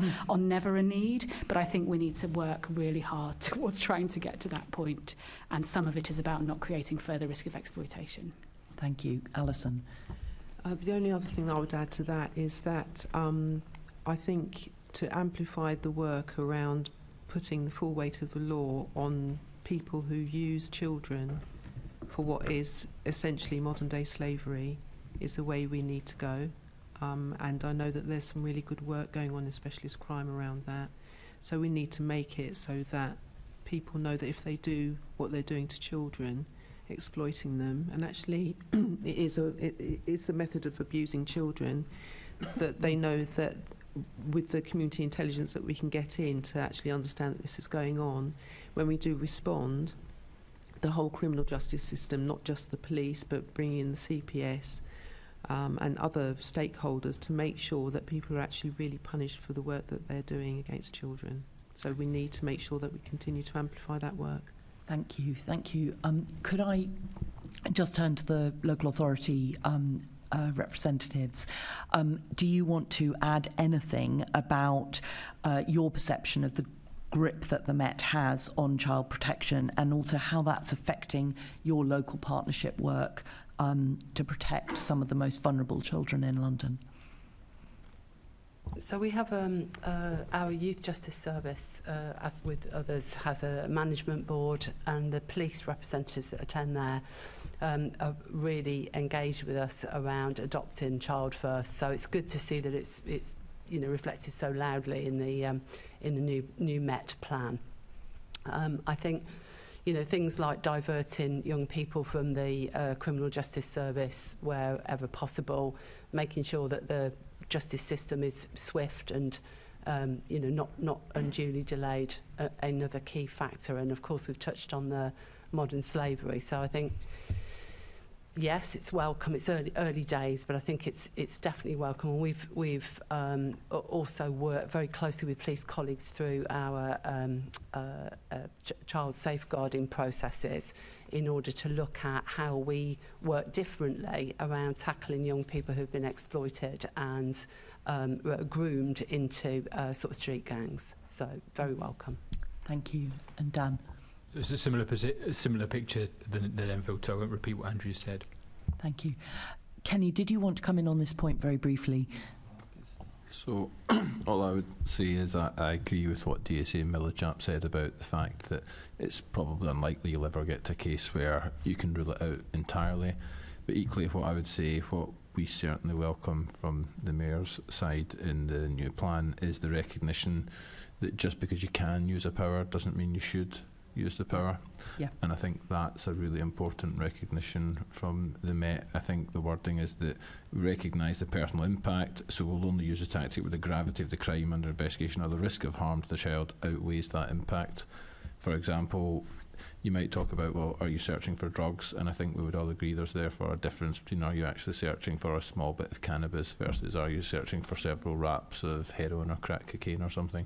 And I think it's about the culture of the Met in recognising the sort of wider impact that can have on the child versus actually what is the real risk in taking that practical approach. Yeah. Thank you. That's the end of my questions. Assembly Member Boff has a small thing he wants to bring up. It's almost a general point. I respect that you're putting in a strategy about child protection, much needed. My experience of the Met, however, is that the strategies are often very good. I've played a small part in the development of the National Police College's policing of sex work, for example. And there's strategies there, techniques, what works and what doesn't work. And that's accepted at a top level. And then when it gets down to actually the practical policing, police seem to be going back to making the same old mistakes that so many of their colleagues had made in years before. Does anybody read the strategies?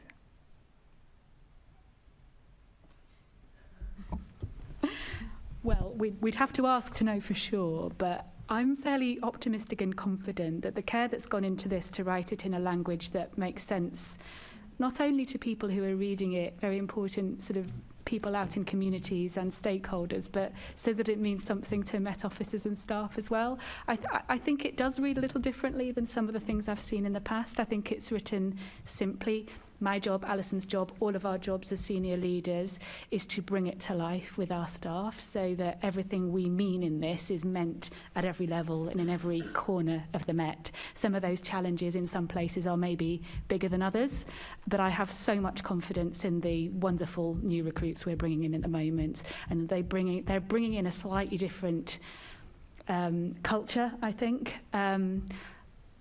And I'm really impressed with the quality of some of the new recruits that I'm seeing. So I do have confidence that people arriving into the Met at the moment will see this. It will resonate with them. They will find it easy to understand, and they'll find it easy to pick out their role in this, I think. I have one final extra question from Assembly Really Member brief. Moama. So I take your point about the people joining the Met, but what about the people in the Met who are arguably the problem? Some of them, not all of them, obviously, but...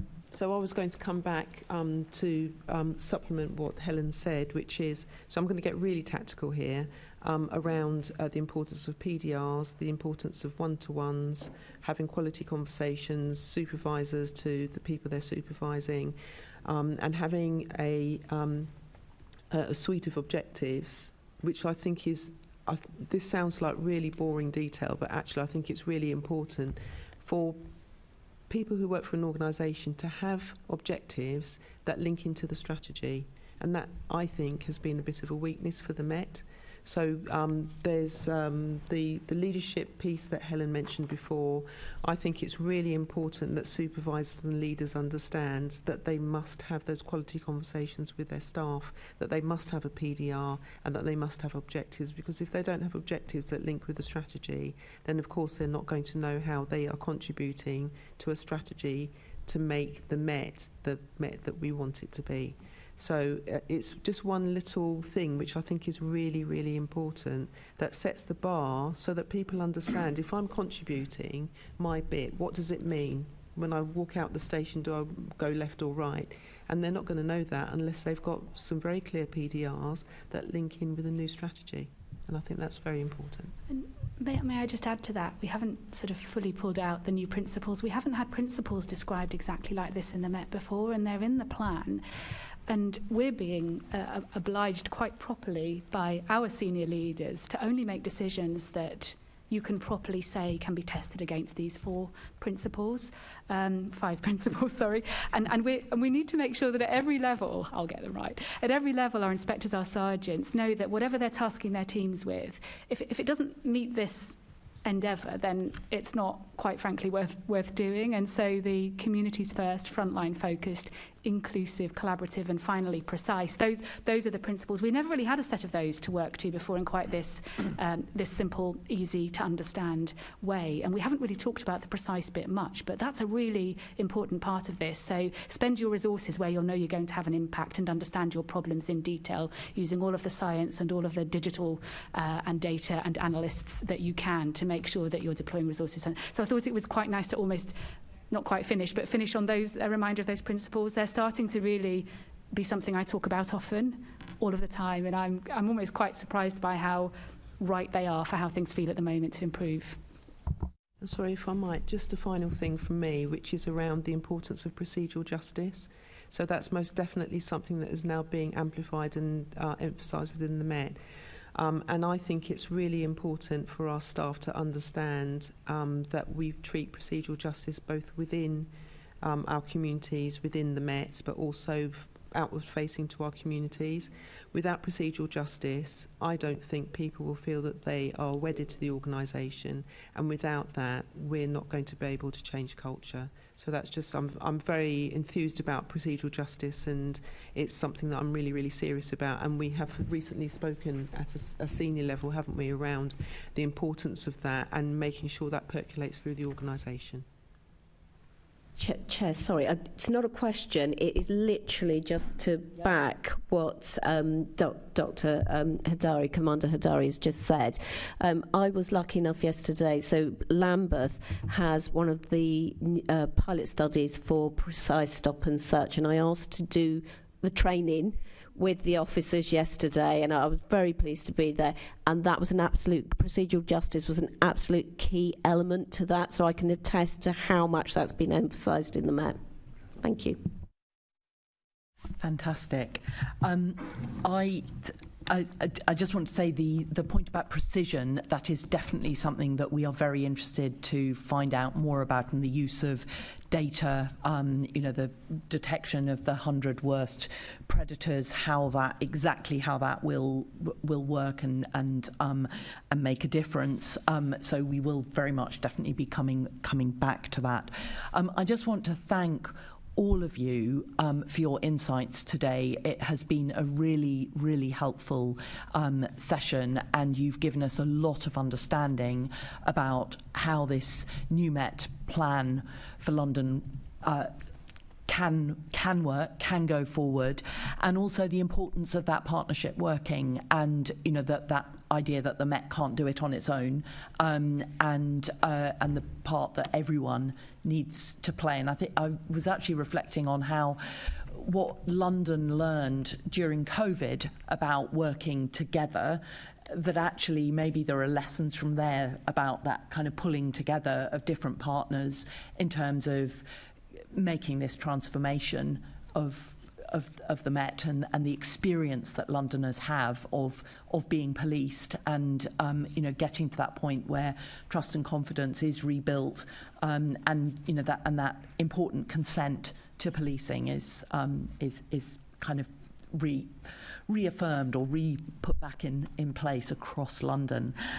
So I'd like to thank you all for attending the meeting and answering our questions. Can I ask the committee to note the report and the discussion? Can we also delegate authority to me as chair, in consultation with party group lead members, to agree any output arising from the meeting?